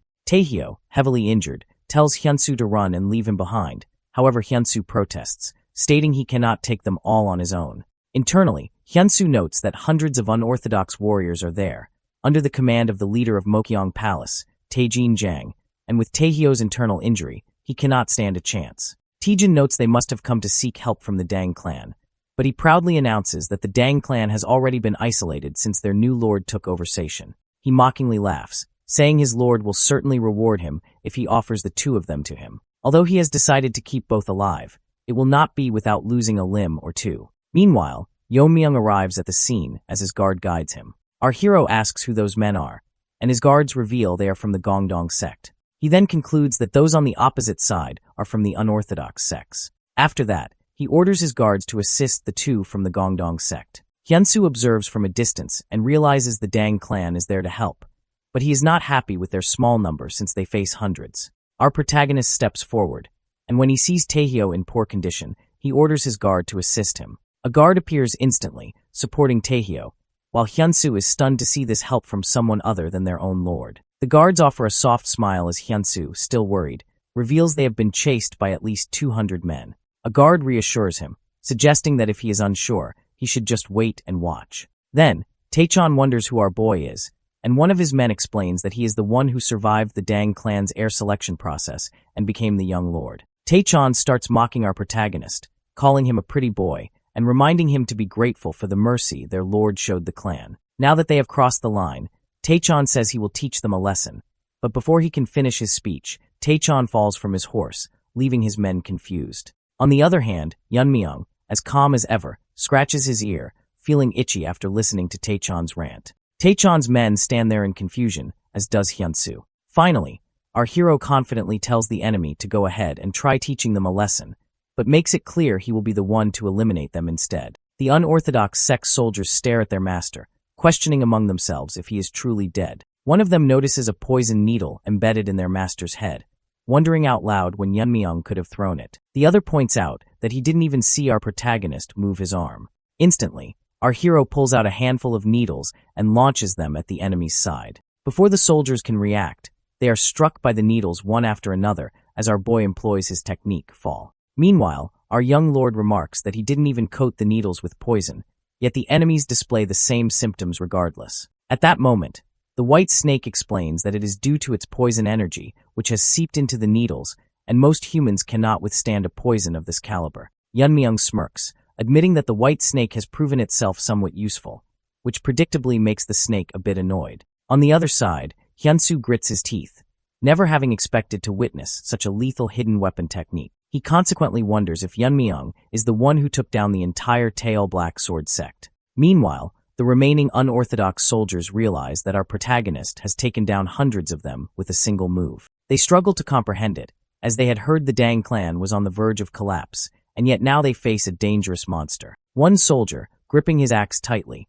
believes our hero cannot have much energy left to use such a technique again, unless he is a master of transcendence. Because of this, he charges forward, determined to strike Yeonmyeong down, shouting for him to die as he brings down his weapon. However, our young lord shatters the axe with his bare hand, skillfully deploying his dragon scale technique. The enemy soldier stands shocked, unable to comprehend his axe breaking so easily. Without pause, our protagonist immediately activates the Rain of the Flowers, leaving the enemies even more confused. At the same time, Hyunsoo can clearly see that the Dang clan has not lost their secret technique as previously rumored. He admits internally that the Dang clan is just as powerful as it ever was, and notes that they are truly capable of challenging the unorthodox sects. His thoughts are interrupted when Yeonmyeong notices his presence. Nervously, Hyunsoo mumbles that he simply cannot take his eyes off these techniques.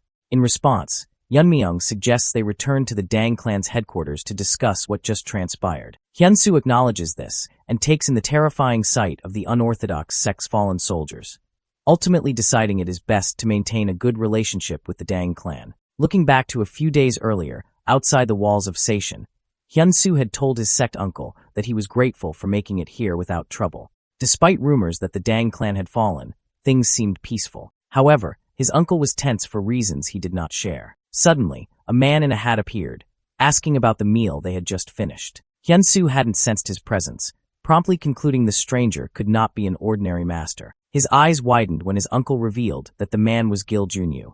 Giljun removed his hat, hoping he had not interrupted their meal, and then asked what brought them to his Seishin. Hyunsoo began to sweat, never expecting to encounter the lord of the unorthodox coalition. Giljun turned to Taeheo, asking what business they had with his coalition, noting that someone of his rank could not be sent on a simple errand. On the other hand, Taeheo replied coldly that they had no business with the dark unorthodox coalition and questioned why Giljun was there alone. Giljun then wondered if they thought they could defeat him if he was by himself. Taeheo felt a bit stressed, mentioning that he was more than double Giljun's age, but Giljun simply asked if Taeheo intended to show him some respect. As he emitted aura, Taeheo stated that the amount of internal energy is critical in a fight between masters. He then asked if Giljun believed he could stand against the Gongdong sect's techniques. Meanwhile, Hyunsoo was stunned to see his uncle provoked, wondering if a fight was about to break out. At that moment, Giljun called Taeheo arrogant. He reminded them that the other sects had all been destroyed by him 10 years ago, stating that the only reason the Gongdong sect still existed was its distance from Seishin.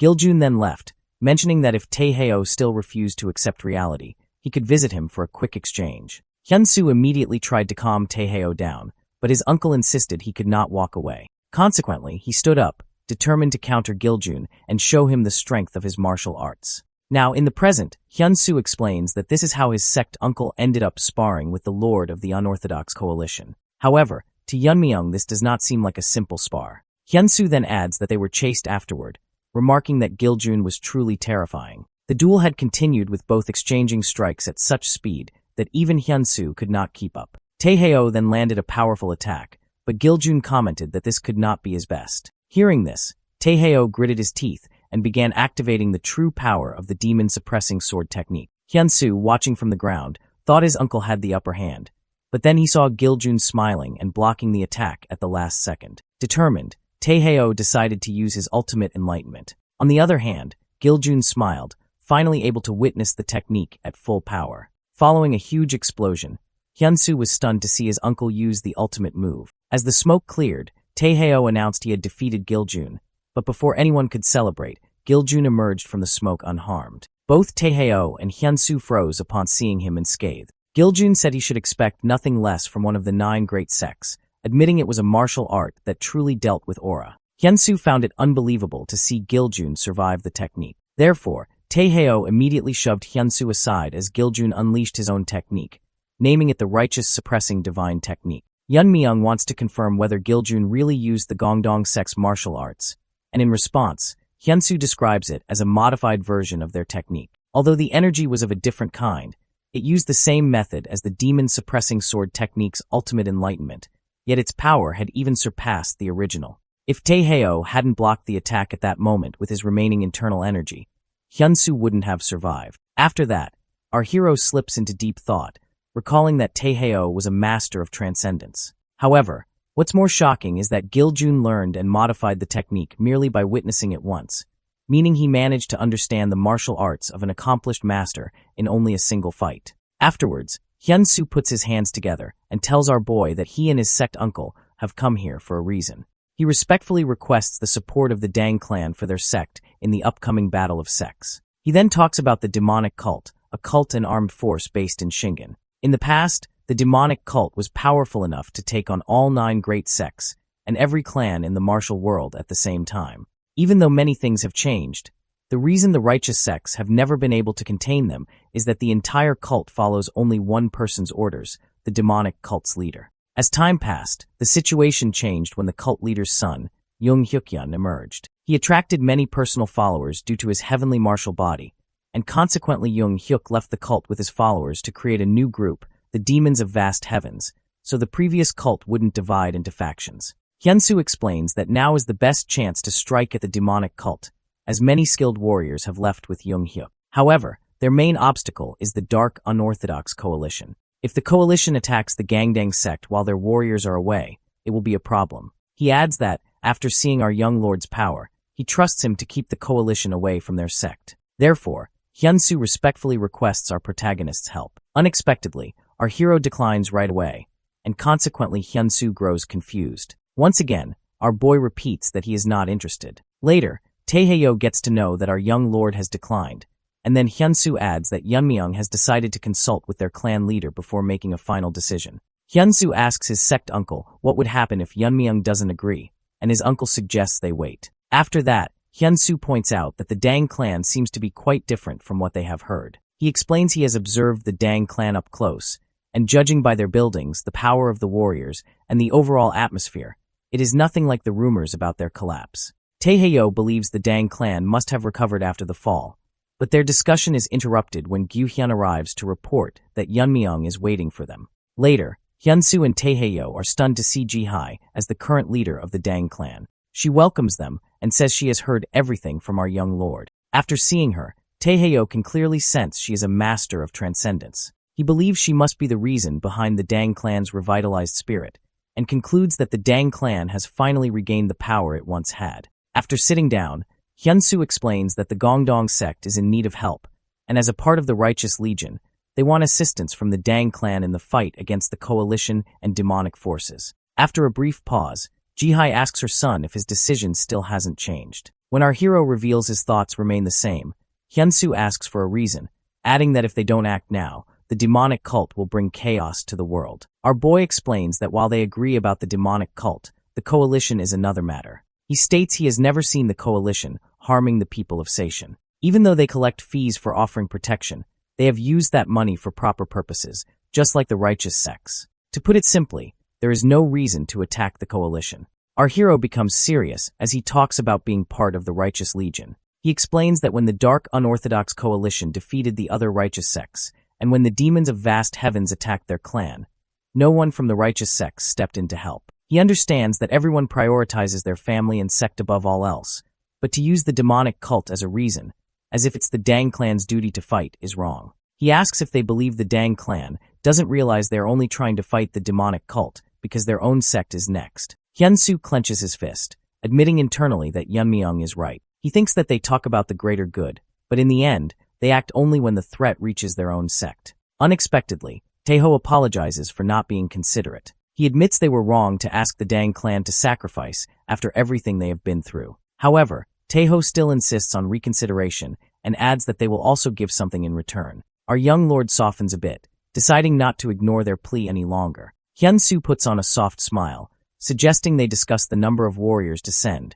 but our protagonist cuts him off, saying he is more interested in how much they are willing to pay. Later, Hyun-soo is completely dazed, unable to believe they have just offered their sect's maintenance fees for several years. Taeho calmly says it's more than worth it if that's what it takes to save the sect. Plus, Yeonmyeong wouldn't have asked such a heavy price if he weren't confident. Hyun-soo admits our young lord's strength is impressive, but Taeho interrupts, warning not to be too sure, since our protagonist may even surpass the Dang clan's leader. But Hyun-soo points out it's impossible for Taeho to be fooled when it comes to energy presence. Taeho responds that it's possible if someone hides their level of accomplishment, even from a master of transcendence. Above, our hero listens to their discussion as they leave. This makes him think that it's unlikely Taeho would know if he was using the hidden energy presence technique. He admits internally that Taeho's intuition is sharper than he expected. Right then, his mother demands to know why he changed his mind, knowing he didn't agree for the money alone. Our protagonist explains that it wasn't a sudden change of heart. Even though he has spoken highly of the unorthodox coalition, he doesn't fully trust them. His mother points out it is true that Seishin was destroyed despite the fall of the major sects, and Yeonmyeong nods, but states that was only because of Gil Junyu. He points out that these sects are not considered unorthodox just because they didn't join the righteous sects. Rather, it's that they prioritize personal gain over honor and justice. Consequently, they are no different from bandits. Even though Giljun currently holds the unorthodox sects back, it's in their nature to destroy their opponents. If Giljun disappears, the unorthodox sects will destroy Seishin completely. Jihee acknowledges this, then asks Yeonmyeong about his plan. Our hero grins, saying he plans to keep the coalition too busy to think about going north. However, his mother questions whether it isn't too much for their clan to keep them occupied. Right then, our protagonist reveals he is planning to shake them from the inside. Jihee is startled as she realizes he intends to go straight into their headquarters, but she admits it makes sense. Our boy calmly assures her and reveals he will use their invitation to attend the banquet of Seishin. Unlike in the past, the banquet has now become a competition for the younger generation. Therefore, our young lord has decided to attend just to observe their true nature. If he finds them cruel and wicked, he will eliminate them all. Meanwhile, in a carriage outside the Dang clan, Chongshin advises a girl named Yeonmyeong not to do anything reckless. He reminds her that the future of their clan depends on her actions.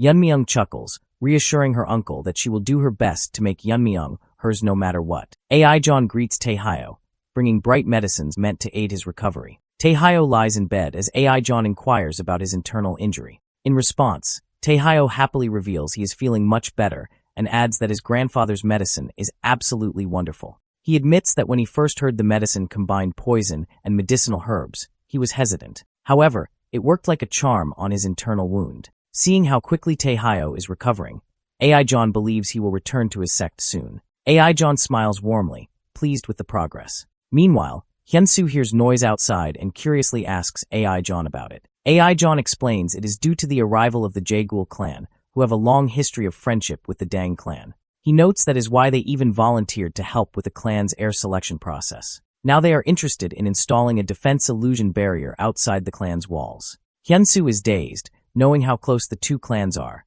but he wonders if the Jaegul clan can really afford such an expense, since installing an illusion barrier costs a lot. Taehyeo asks if the Dang clan is covering all the costs, but Aijong chuckles, revealing that the Jaegul clan will handle everything. He adds that the Jaegul clan has been very cooperative about the entire project, leaving both Hyun-soo and Taehyeo stunned, wondering what the Dang clan could possibly have over them. Meanwhile, Yeonmyeong's uncle, riding in the carriage, still can't get over our hero's terrifyingly cold expression. Soon, Yeonmyeong and her uncle are about to greet Yeonmyeong. The uncle asks if he can really trust her, but Yeonmyeong reassures him, confidently claiming she is well aware of her own charms as she boasts about her beauty. Her uncle remembers how her mother, his own sister, was once called the most beautiful woman in all Hobuk. Consequently, he concludes it won't be difficult for Yeonmyeong to win over our young lord. He recalls internally that more than 10 years ago, the demons of vast heavens ambushed the Jaegul clan because of his sister. She saved the clan by sacrificing herself, but unable to endure the shame of being treated as a one-night plaything, she took her own life. Now, he promises himself not to let his clan face the same tragedy again. He believes that if Young and our hero develop a relationship, the Jaegul clan will survive thanks to the Dang clan's support. Deep down, he prays for Young, knowing the future of the clan rests on her. The door before them opens, and Ji-hee greets them, mentioning she has heard that the Jaegul clan's illusion field played a major role during their selection process. Both Young and her uncle are stunned to see Ji-hee for the first time. Ji-hee beams, happily discussing their interest in installing a defense illusion barrier. Chung-shin is in disbelief, wondering if she truly is the mother of our young lord. He privately implies that our boy must have taken after her. He immediately greets Ji-hee and apologizes for not knowing the Dang clan has appointed a new leader. However, Ji-hee calmly shrugs it off, explaining the Jaegul clan was not present when she was appointed. She then advises them to rest after their long journey, at which Chung-shin sincerely thanks her. Ji-hee then asks who the girl with Chung-shin is, and he reveals she is his niece, here in hopes of establishing stronger ties with the Dang clan. He asks his niece to greet Ji-hee, but Young is blushing hard, her heart pounding after seeing our protagonist. She wonders how someone can look so handsome, and quickly concludes he will make a perfect husband. Chung-shin panically whispers her name, snapping Young back to reality. She bows, introduces herself, and congratulates Ji-hee on becoming clan leader. Ji-hee thanks her sincerely, finds her polite, and adds that she will be chased by boys in a few years. Only, Ji-hee reveals she was also popular in the past, remarking that Young reminds her of her younger self. Young insists she still looks beautiful, admitting she thought Ji-hee was our young lord's older sister. Internally, Young plans to make a good impression with both the young lord and his mother, as she will be her future mother-in-law. With that, Ji-hee hopes she and her son get along well, since they are the same age. Young deliberately fills her eyes with tears, mentioning her half-brother at home was never fond of her. As she opens her teary eyes hoping to move our hero, she finds him yawning. Both she and her uncle are stunned to see him yawning while she explains her hardships. Young struggles to understand this, since in her clan, boys have never left her alone. Now she feels insecure about her looks. On the other hand, our young lord is only thinking about Miso. Young clenches her fists, feeling humiliated that our hero didn't even look at her. Meanwhile, Ji-hee scolds our protagonist for his bad manners. Now, Young vows to make our boy fall for her no matter what. In the meantime, in Inner Sation City, the territory of the Dark Unorthodox Coalition, people gossip about our hero attending the banquet of Sation. They doubt the other sects will stay quiet after what he has done. The Heartfire sect turns out to be the preparation hall for the banquet. In a meeting, Seol-yun explains that the front page of the document is the required budget for the banquet, and behind it are the lists of participating sects and clans for the martial arts competition. Myong-ael Sang, one of the 6 great unorthodox leaders, mentions that originally the Chanjin sect was in charge of this year's banquet, but now the Heartfire sect will handle it. Seol-yun answers that she is just following their lord's orders. Another leader laughs, mentioning that their lord just sped out without even looking at Seol-yun's report. Someone else jokes that their lord is a free spirit and wonders when he will finally grow up. Suddenly, a child bursts into the meeting room, addressing everyone as her uncles. The little girl announces she also wants to attend the banquet. She hugs Myong-ael, who asks why she is interested since she stayed home last year. The little girl giggles and says she has heard the lord of the Dang clan will be there, and that he is so handsome the women who see him instantly fall for him. Myong-ael points out these rumors are wild, but the little girl doesn't care about that. She decides that if the rumors are true, she will marry him. She innocently asks if she can go see him, and Myong-ael agrees, knowing she won't listen to anyone since she has already made up her mind. Meanwhile, Seol-yun grins wickedly at the little girl as something comes to her mind. Myong-ael concludes that no one has the guts to deny the daughter of the lord of the Dark Unorthodox Coalition. Myo is combing Miso's hair and comments that it is very silky, even though she has been bedridden all this time. As they talk, she mentions that the other day she was compared to Miso in front of Yun Myong. She is about to ask a follow-up, but then changes the subject as she teasingly asks her sister what she truly thinks about our young lord. Miso starts to panic as her cheeks turn red, and consequently, she asks why Myo is asking something like that. Myo grins, noting that she observed Miso's breathing becoming heavier at the mention of his name. Annoyed, Miso asks if this is the reason why Myo is learning martial arts, just to analyze how people breathe. Then, Myo warns her to watch out, revealing that Yun Myong is planning to participate in the banquet of Sation, meaning they won't be able to see him for a while. Miso panics, stating that the Banquet of Seishin is a gathering of the unorthodox sects, which is far too dangerous. However, Mayo points out a different problem. What if he gets along with other girls at the banquet? She asks if Miso will allow that, at which Miso makes a sad face, thinking it would be terrible. Therefore, Mayo suggests they go to the banquet themselves. She grabs Miso's hand, ignoring her protest, and states everything will be fine because she has a plan. Later, Yun Myong requests that our hero allow her to be his attendant at the banquet. She mentions she has heard there will be a competition for control over Seishin's future. Therefore, she is curious to see exactly how it will be held. Reluctantly, our boy mentions he has been told he can bring an attendant and a bodyguard with him, but he makes it clear that they are not going on vacation. Internally, Young is all fired up to accompany our hero and earn his affection. Suddenly, Mayo opens the door and addresses our boy. He looks at her, noting he already sensed someone coming. Mayo steps inside holding her sister's arm, stating she has something to propose. However, Mayo pauses upon seeing Young sitting there. Both of them instantly feel hostile towards each other, demanding to know who the other is. Meanwhile, our young lord is curious to know why Mayo has brought Mayo along. In response, Mayo confidently mentions that she and Mayo want to go to the banquet with him. Yun Myong feels a bit confused, so he asks if she wants him to take her as his bodyguard and Mayo as his attendant. While patting Mayo's shoulder, Mayo nods, explaining he must need a couple of servants, and for that, she and Mayo are perfect. Meanwhile, Yun Myong is confused, wondering what Mayo is planning, but she also notes that Mayo is acting as if she knows the young lord personally. Then she looks at Mayo and concludes she is as pretty as the clan leader. Internally, she bites her nails in panic,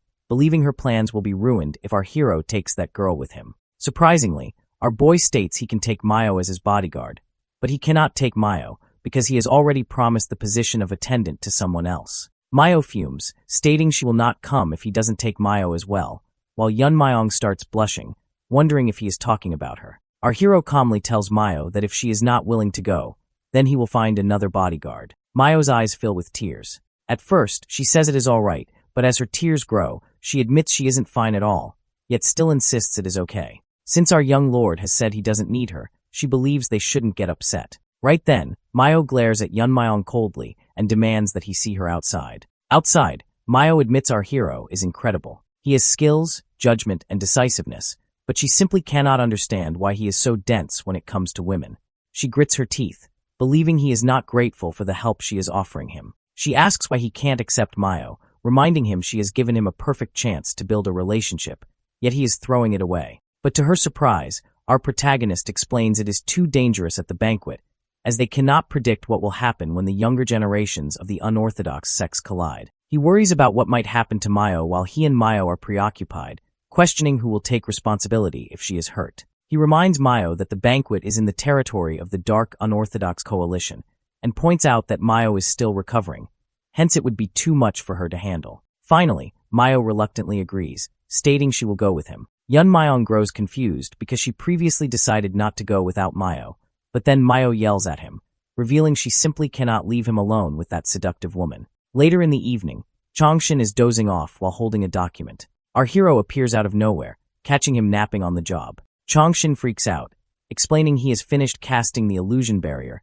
and was just making final adjustments. He says it will be done by tomorrow evening. Right then, our hero begins observing the barriers using his vision technique. Now he can see a powerful protective illusion barrier right above their clan buildings.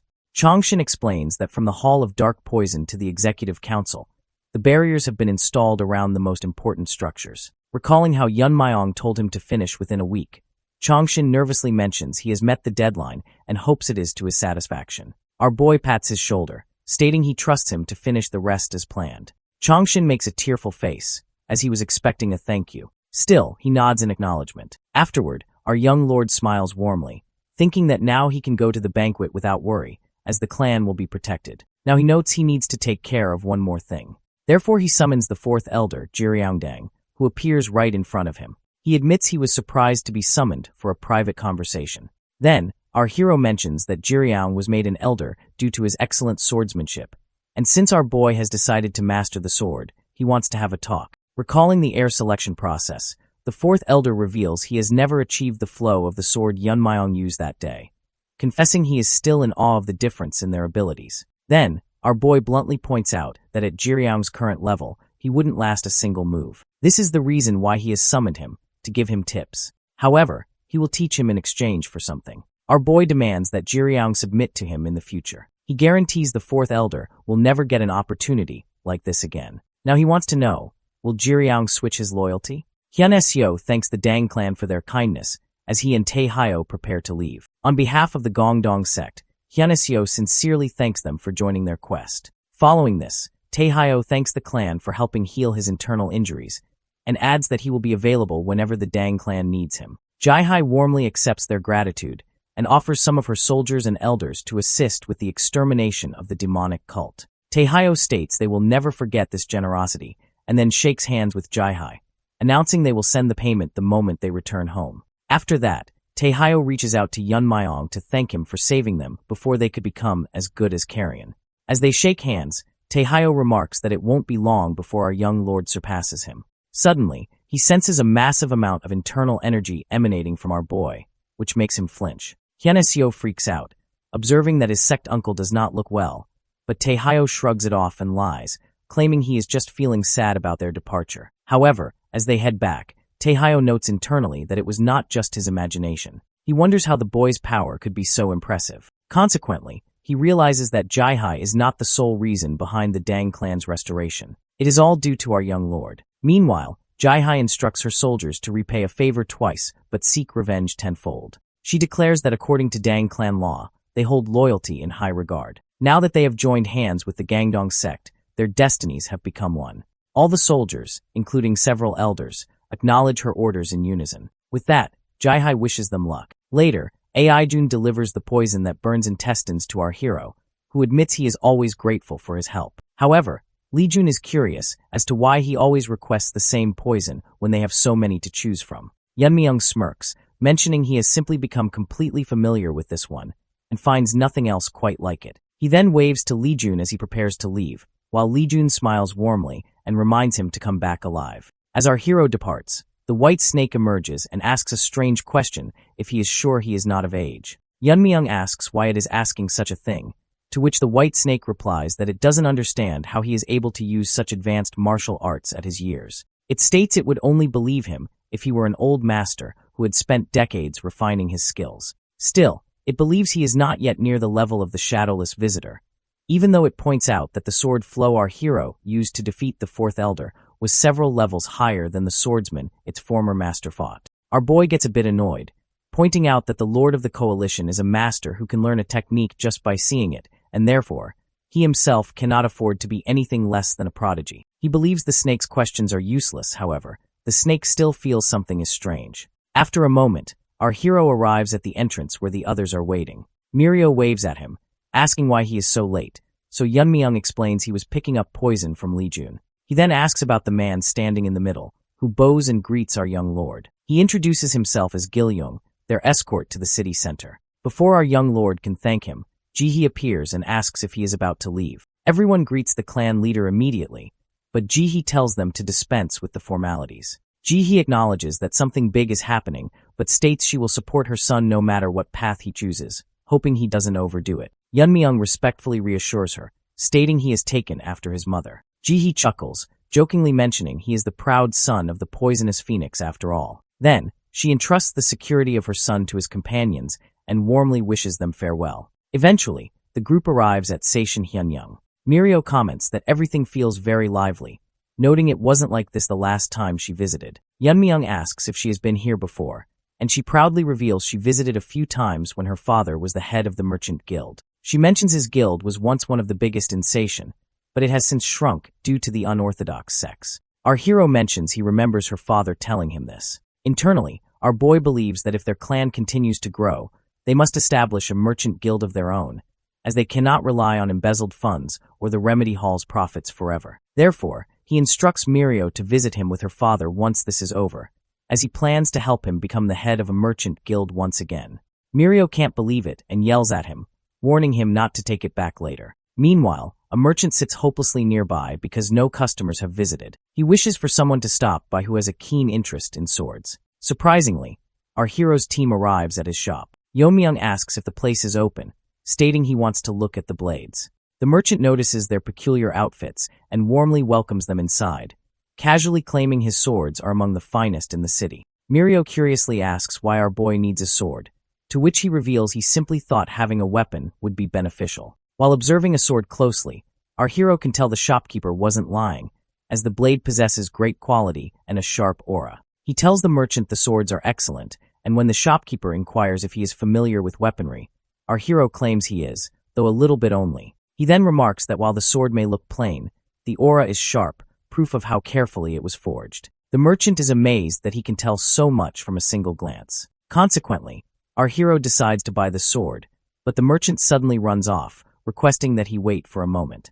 After a minute, the shopkeeper returns with a storage box, revealing he was saving a specific item for someone with a great eye for steel. As the box opens, the merchant reveals the finest blade ever forged, the Demon Reaper. Both Mirio and Yeonmyeong can feel how amazing the sword is. Even Yeonmyeong, who doesn't know a thing about swords, can tell its quality is exceptional. Then, the merchant reveals that his master passed away while forging this blade, therefore, he took over and completed it himself. He is curious to know what Yeonmyeong thinks, as he is certain that this is a sword for the ages. Internally, our boy agrees with the merchant, believing this sword is comparable to the one he used in his past life. He can feel the very essence of sharpness embedded within it. Surprisingly, he tells the shopkeeper that he doesn't need this sword, even though he can tell the craftsmanship is brilliant. The merchant nervously asks if it failed to meet his expectations, however.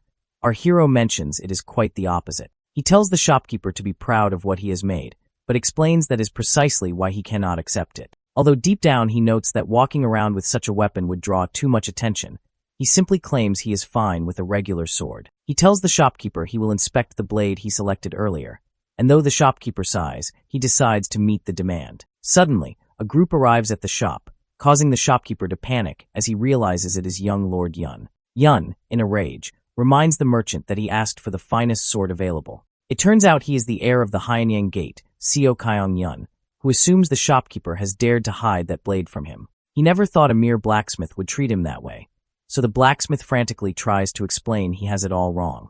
Meanwhile, our young lord senses a foreign energy from Yun's guards and feels something is off. Right then, the white snake emerges, pointing out that it is a demonic aura. It insists it came to recognize this energy when it fought the shadowless visitor. Internally, our protagonist admits he has heard of it before, but he wonders what cultists are doing here in Seo Kyong. The white snake whispers that it doesn't know either, but notes they can find out if they take a few of the men for interrogation. Yun appears right in front of Yeonmyeong, telling him to get out of the way, as he intends to eliminate the blacksmith or anyone else in his path. Unexpectedly, our boy calls him a kid and flicks his forehead hard. The guards' eyes widen as they call out for their young lord. Then, our protagonist remarks that Yun can never wield a sword, even the finest weapon on earth, consequently suggesting he train for a couple more decades before coming back. One of Yun's guards raises his blade, demanding to know how he dared to flick the forehead of Jin Suinam's grandson. He declares that death is the only suitable punishment. However, ignoring the guard, our hero straightforwardly asks what their relation is with the demonic cult. At this, everyone on Yun's side freezes. Suddenly, a man emerges from the group, leaving Young to wonder nervously where he came from. Meanwhile, Yun and his guards look back to see a masked man standing there, who simply asks how they dare insult his cult with that name. All of Yun's guards move to protect their young lord, but with only one move, the masked man eliminates several of them. He decides to take Yun with them, and orders his men to kill the rest. The masked man admits to our hero that he is impressed he saw through their shadow cloak, simply asking how he knew they were there. Meanwhile, the blacksmith and the two girls tremble in fear at the sight of cultists in the middle of Seishin.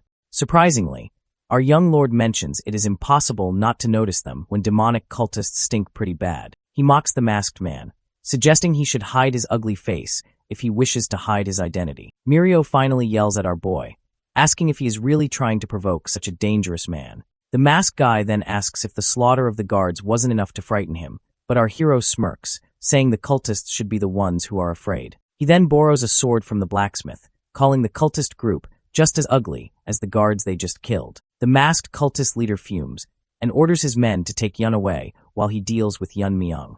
When one of the men grabs him, Yun yells in panic, as he still doesn't know who they really are. Meanwhile, our protagonist notices that Yun indeed did not sense their presence, yet he admits the boy isn't entirely innocent. Suddenly, the masked leader launches his attack, demanding that our hero pay attention. However, with just one strike, our hero breaks his opponent's sword as an explosion erupts. The cultist leader lies on the ground, unable to understand how this happened even though he was faster. As he attempts to strike back, his head falls to the ground, causing his underlings to freeze. Mirio, Yun Myung, and young Lord Yun are all equally stunned. Yun Myung stands before the headless leader, now fully agreeing that the sword he is holding is a masterpiece. He notes that the balance is almost perfect, and the blade is so sharp it wasn't even stained by blood. He tells the blacksmith that this is certainly the work of a master. Yun Myung admits the blacksmith's master forged a masterpiece, and that the apprentice is impressive for continuing that work. Hearing this, the blacksmith becomes tearful while remembering his master. He recalls his master saying that every item of value eventually finds a worthy owner.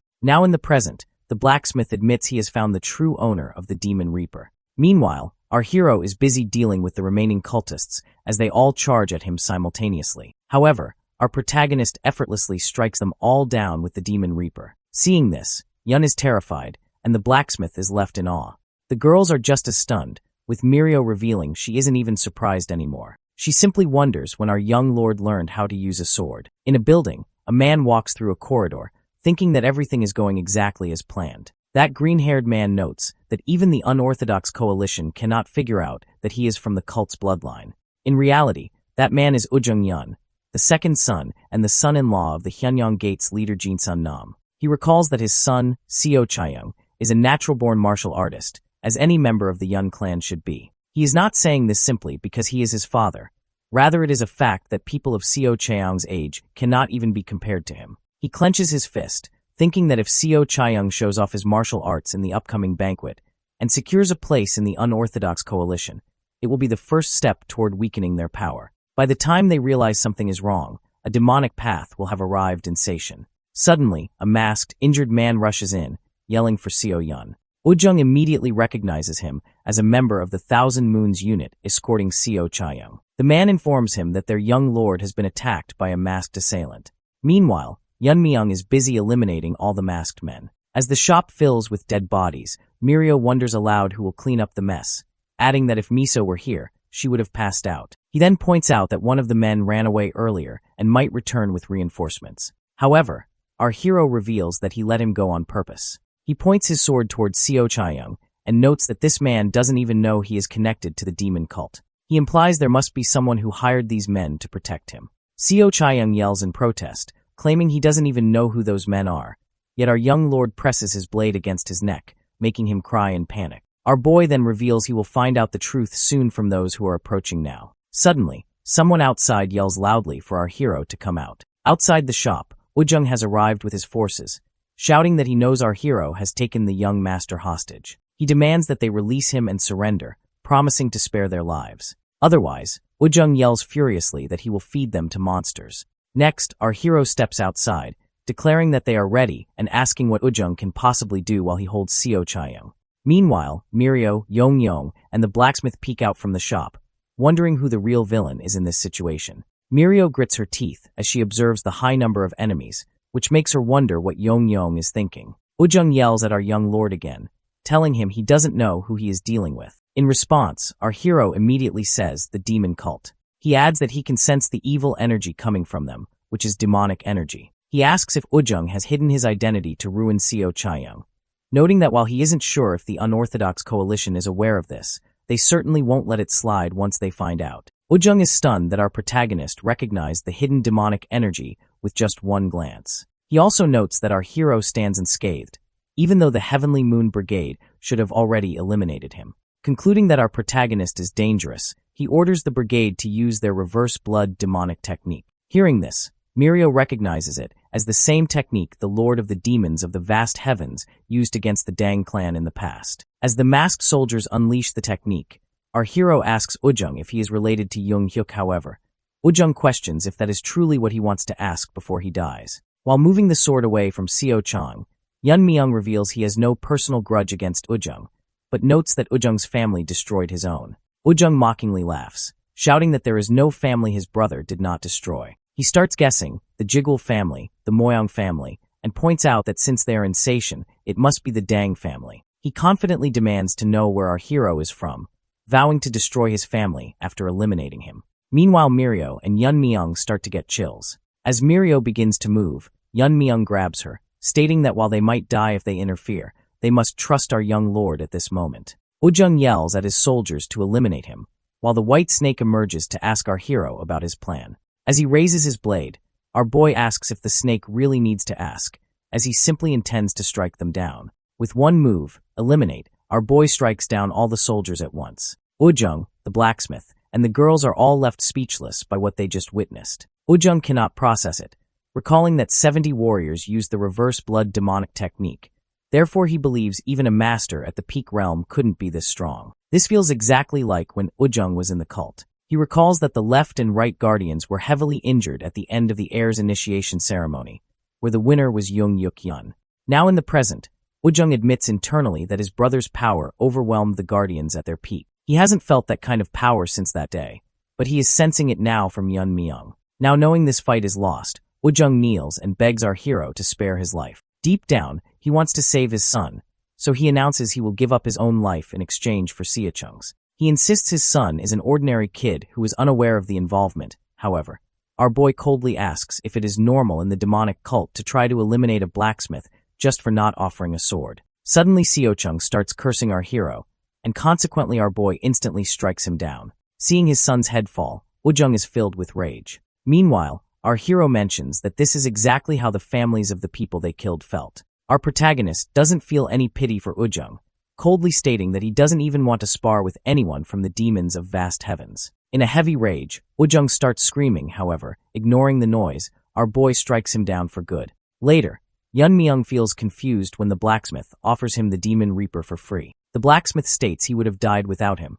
therefore he is giving him the sword as a gift. He adds that his master wished for the sword to find its rightful owner, and he believes his master would be happy with this decision. Mirio comments that Yun Myung should just take it without protesting, and Yun Myung congratulates him on the new weapon. Our hero finally mentions that if everyone insists, he will accept it. Mirio giggles, pointing out that he was going to accept it from the start. Our hero then requests a simpler sheath since the sword stands out too much, and the blacksmith acknowledges the request. Meanwhile, the white snake cannot fathom that a member of the Dang clan is this skilled with a sword. It simply cannot imagine how powerful he will become in the future, perhaps even more so than the shadowless visitor. In a long line of people, several individuals spot Yun Myung's group and begin to whisper among themselves, noting that he is the one who is seen among the heirs of the Saitian sex. They observe that his attendant and bodyguard are both women, consequently leading them to conclude that he is quite the ladies' man. One person wonders aloud why he has come to attend the banquet,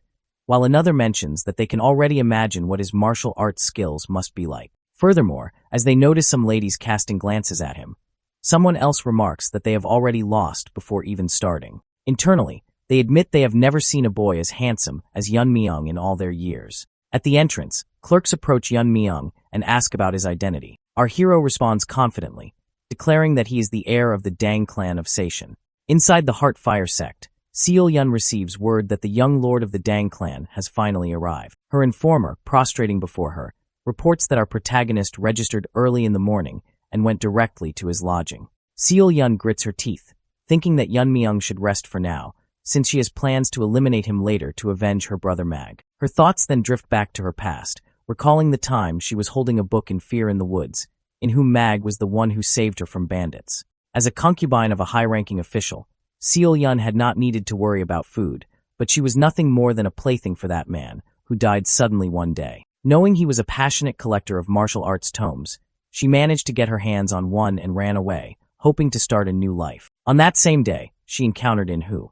They grew close, and he taught her the basics of martial arts so she could protect herself. After learning these basics, she began studying the Red Lotus Burning Flame technique from the tome she had stolen. However, happiness was not in her fate, as her body began to deteriorate from a terminal disease. When she realized that she did not have much time left, she decided to leave In Hu, not wanting him to see her in that state. Time went by, and eventually, she heard that In Hu had become the master of the Tai Yul Black Sword sect, while she herself was confined to her bed, awaiting death. Sometimes, she even wished to die instead of enduring the endless pain, yet she could not bring herself to do it, as she was not ready to give up on In Hu. Fortunately, one day In Hu appeared, accompanied by Giljun. In Hu told Giljun that Seol Yun was a talented woman, but now she was dying.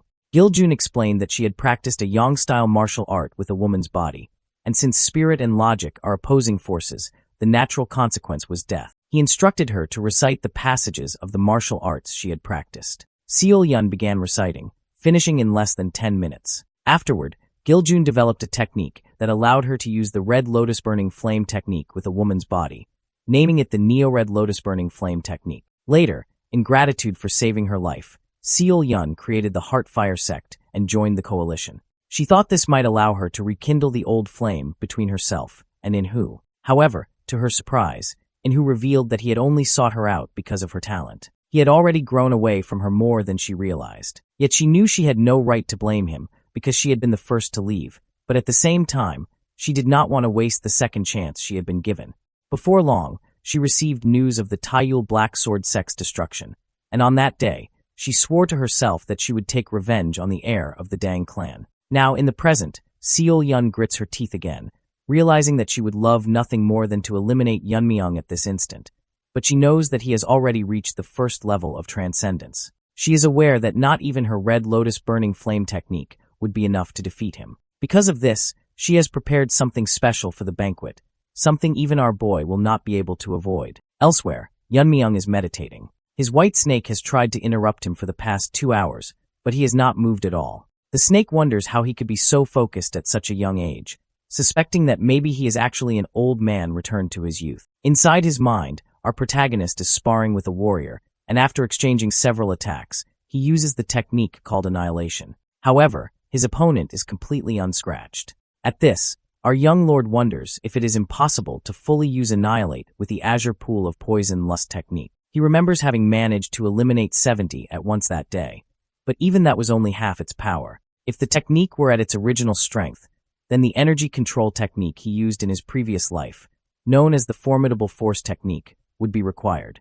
He decides he must master that if he wants to unleash Annihilate at full power. Yet, one of the characteristics of the Formidable Force technique is its corrosive force, and most people die instantly when attempting it. Despite this, Yeonmyeong believes he can quickly reach the level of power he had in his past life. As he thinks about this, a part of our hero still longs to use a sword, but he refuses to follow that path. With his current energy control technique, he has been able to produce the essence of Annihilation, even if it is weak. He knows it is weak because the technique does not suit the sword. With this realization, Yeonmyeong opens his eyes in reality, only to find his face covered with doodles. He tells Mirio to remove them from his face, and she hiccups, still holding a brush. She panics and asks if he really was not asleep, to which he shakes his head. Anyhow, he is hoping that they both are ready. Mirio nods confidently, stating that they are. However, before he can get up, Yeonmyeong asks her fellow how long she is going to treat their young lord, as if he is her close friend. Mirio fumes. She does not understand why it bothers her. Yeonmyeong fires back, yelling that no one will take him seriously if his bodyguard treats him like that. Mirio argues, asking why Yeonmyeong cares if anyone takes him seriously or not. Surprisingly, our protagonist says Yeonmyeong is not wrong, which makes Mirio even more irritated as she points out that he is taking Yeonmyeong's side. Then, our young lord clarifies that this does not mean they need to be careful around the unorthodox sect weaklings, since he does not care what a pile of dead bodies thinks of him. Finally, jokingly, Yeonmyeong picks up the brush to pay her back tenfold, causing Mirio to freeze. The banquet of Sation finally begins, with musicians performing to set the atmosphere. After the performance, Seol-yun steps forward to deliver her introductory speech. She confidently states that everyone present already knows the purpose of the banquet of Sation. Consequently, she cuts straight to the point, announcing that everyone is gathered here to steal each other's power and to risk having their own authority stolen. She adds that the participants will compete using martial arts,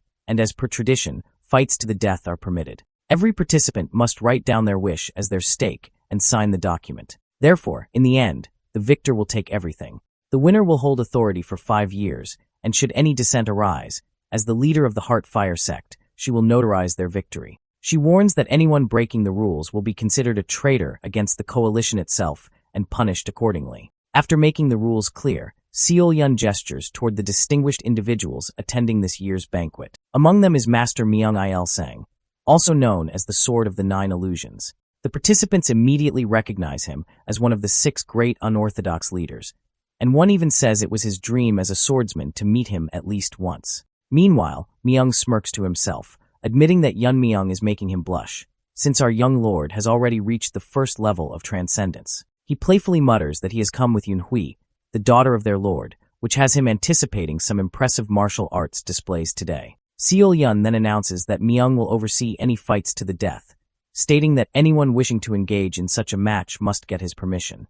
As the banquet officially begins, a large number of warriors raise their hands to seek approval. Among them, one requests that Myung allow him and Yun Myung to fight to the death. This warrior is none other than Cheon Hui Mag, the eldest son of Inhu Mag, the former leader of the Taeyul Black Sword sect. Upon realizing Cheon Hui's identity, Myung wonders if this is about revenge, recalling rumors that Inhu was eliminated by the Dang clan. Inhu was renowned as one of the strongest warriors among all the sects. However, Cheon Hui steps forward and declares that, as the heir of the Taeyul Black Sword sect, he wishes to avenge his father's death by challenging our protagonist. Meanwhile, Mirio, standing among the crowd, mutters that it was the Taeyul Black Sword sect who attacked the Dang clan first, but Yun Myung quickly stops her from being too loud. Myung grants Cheon Hui permission for a deathmatch with our hero, and consequently, both warriors move into the arena. At the same time, Yun Hui becomes visibly excited to see our boy in action. She knows his martial arts skills are rumored to be without equal, but now she admits he looks absolutely handsome as well. Myung, observing Yun Hui's reaction, notes how thrilled she is, though he realizes she will be just as disappointed if Yun Myung loses the fight. Myung announces that only the contestants' attendants and bodyguards are allowed to participate in this fight to the death. Furthermore, there are no forbidden forms of attack, and participants have the right to ignore their opponent's surrender. Upon hearing no objections from either side, Myung states that they may attack with their bodyguards and attendants. He then turns to our protagonist and asks if he has brought a bodyguard. Yun Myung reveals that he has, but does not intend for them to intervene. He asserts that the result will be the same whether he faces one opponent or three. Understandably, this statement infuriates the opposing team, while Myung admits he likes his guts. With that, the match begins as the opposing side draws their weapons. After exchanging glances, Chaeyoung Hui's team forms up, and Chaeyoung Hui's sword begins to emit a purple aura. The crowd murmurs in excitement at witnessing the sword's aura. Someone calls out that it's the Black Sword sect leader's specialty, the Black Sword aura, while another points out that Chaeyoung Hui has mastered the Taeyul twin swords technique. Chaeyoung Hui's bodyguard and attendant launch a simultaneous attack on our hero, while Chaeyoung Hui himself holds back, waiting for an opening so he can later eliminate our boy with his twin swords. However, in just a second, both of his men are taken down by our protagonist. The spectators are stunned, wondering how both men collapsed, until someone notices cow hair needles embedded in their necks. Even Myung finds it difficult to believe what he has just witnessed. Afterward, Yeon Myung turns to his opponent, asking how long he intends to keep him waiting and urging him to make a move before he falls asleep. Chaeyoung Hui fumes, barely containing his rage as he cannot wait to take our hero's head. He only attacks, but as he closes in, Chaeyoung Hui is startled to find that Yeon Myung has already vanished from sight. Our hero reappears behind him, pointing out that among those who invaded the Dang clan, two people wielded the same sword aura. One was Chaeyoung Hui's father, and the other was a spy. However, our protagonist finds Chaeyoung Hui far inferior to both of them. Chaeyoung Hui is furious, but feels a sense of hopelessness, unable to believe this is how it is going to end for him. Meanwhile, the crowd notes that not even 10 minutes have passed since their fight began, and they cannot decide whether Yeon Myung is simply too strong or Chaeyoung Hui is too weak. Chaeyoung Hui then becomes aware that he has been struck by a needle. He feels ashamed, not for failing to get his revenge, but for not living up to his father's reputation. Still, he summons his strength, and the aura from his sword intensifies until it turns completely black. With his transformed sword, Chaeyoung Hui attempts to attack our protagonist, determined to prove he is greater than his father. To everyone's shock, our hero effortlessly grabs the sword, imbued with aura, with his bare hand, and then breaks it to pieces. The entire crowd is left in disbelief. Mirio, watching from the side, jokes that nothing surprises her anymore, while Yeon Myung cannot imagine Yeon Myung losing at this point. Seeing his opponent lying defeated, our boy reflects that he originally intended to go easy on Chaeyoung Hui, but he never expected the other to remain standing after being poisoned by the blue-horned white snake's poison.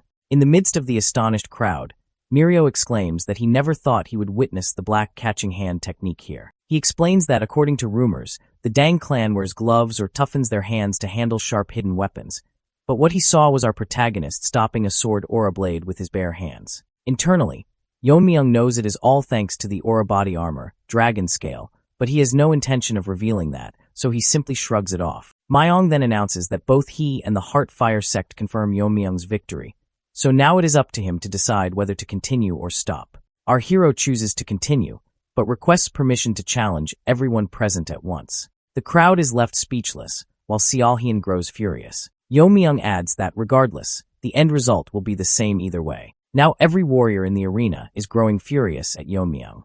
They feel as if their egos have been deeply wounded, convinced that someone as arrogant as him has insulted them all by daring to challenge everyone after just a single victory. They start calling him the arrogant and petty heir of a fallen clan, consequently declaring that they will show him who the real warriors of Seishin are. Unexpectedly, Seolhyun steps forward and silences the crowd. She explains that the banquet of Seishin is not a mindless brawl between thugs, and reminds everyone that this gathering is for the next generation of martial artists to display their strength and skills, representing their respective sects. She coldly announces that, as the host, she will not tolerate anyone disregarding the rules to act as they wish. Surprisingly, Myong starts speaking, asking Seolhyun if there is any real need to be so strict. He reveals that he genuinely wants to see what the Dang clan heir is capable of. Although Seolhyun protests, Myong soon cuts her off, consequently reminding her that he will personally step in if things get out of hand. Reluctantly, she agrees to his decision. Afterwards, Myong reflects on the Dang clan's hidden weapons technique, which is especially suited for mass combat, but he points out that if hundreds of warriors enter the arena at once, they will only end up interfering with one another. He tells our hero that they will limit the number of opponents he can face simultaneously, though he is allowed to choose them himself. Myong also gives him permission to speak up if he wants any changes. However, with a confident smile, Yeonmyung calmly states that he is fine with the arrangement. Later, Myong is left absolutely stunned, beginning to question whether he made the right choice. At first, he thought that after a few rounds, the participants would come up with strategies to counter Yeonmyung's cow hair needles. He believed that once the challengers witnessed his hidden weapons technique, they would stand a chance. Nevertheless, in less than an hour, our protagonist has eliminated more than half of the participants. He has not used any other technique besides the cow hair needles and blade catching technique. Still, one of the challengers managed to put up a fight. Myong cannot figure out how our boy has become so powerful, as he never sensed that much internal energy from him. Therefore, Myong concludes that at this rate, the banquet cannot continue much longer. Meanwhile, the contestants begin to run away in hopelessness, loudly declaring that they surrender and are finished with this banquet. Unexpectedly, a bandaged warrior steps forward, stomping on the ground and drawing everyone's attention. This bandaged figure announces that the Chobung sect will challenge our hero next, adding that they do not need any other sects to support them, as he and his guards are more than enough. He declares that our young lord's solo performance ends here, revealing himself to be Chungong Yob, heir of the Chobung sect. From above, Myong notes that while all the other challengers are fleeing, Chungong alone has stepped up to challenge Yeonmyung. He supposes that if anyone is capable of defeating our hero, it must be the Chobung sect. When Myong asks Yeonmyung if he has any objection, he simply shakes his head. Deep down in his thoughts, our boy finds Chungong interesting. With that, Myong announces the start of the match. Our hero throws his needles, but Chungong counters every single one, making them clatter harmlessly to the ground. Mirio and Youngyeong are both stunned to see that Chungong has deflected all of our protagonist's attacks. They notice that Chunggang's skin is dry and cracked like tree bark. Myong observes that he is using the ancient tree body technique, which dries and twists the body and greatly strengthens the muscles and bones. Now the only question left is how Yeonmyung will respond. Right then, our warrior uses the movement technique, Dark Shadow, dodging his opponent so swiftly that Myong grows confused, unable to see him for a moment. Furthermore, Myong wonders if our young lord has mastered the light movement technique. After employing the technique, our hero lands a strike on one opponent, piercing a needle into his forehead. The second opponent instantly skids back, and our hero notes that it's possible to break through this body with enough force. One opponent charges straight at Yeonmyung in a rage, but our boy grabs the man's mouth and forces his fingers inside. With a smirk, he wonders if the opponent's tongue is as tough as the rest of him. Then he pierces a needle into the tongue, causing the opponent to collapse. Our young lord thinks it's a shame that the tongue was not trained after all. Next, the third opponent, Chonggang, comes at him and attempts to land a punch. After dodging the attack, our hero strikes back with his own technique, slamming Chonggang to the ground. However, our boy notices that even after channeling internal energy into his blow, he was unable to break through Chonggang's body. As Chonggang hits back, our boy grabs his neck and holds on tightly. Our hero acknowledges that Chonggang is strong, but asks if that is truly all he can do. He questions if Chonggang really thought he could win just by relying on thick skin, and asks if that's all he has to offer, or if he would mind being eliminated right now. Chonggang smirks and fires back, questioning if our boy thinks this is really all there is. He reveals that he was waiting for Yeonmyeong to grab him, and as he grabs our hero's arm, Chonggang declares that now he will show the true power of the ancient tree body technique. Chonggang recalls how his master, Inya Yob, the leader of the Chobung sect, taught him the hidden skill of the technique, warning him it must remain a secret from the world. His master instructed him that if he ever used it, he must eliminate his opponent completely. Now in the present, Chonggang frowns, believing this is the perfect moment to use that technique. With that, he begins to unleash the hidden skill, the energy absorption technique. Chonggang announces that he will drain all of our hero's internal energy, leaving him to wither and die. However, our protagonist sighs and tells him he would never do that if he were in Chonggang's position.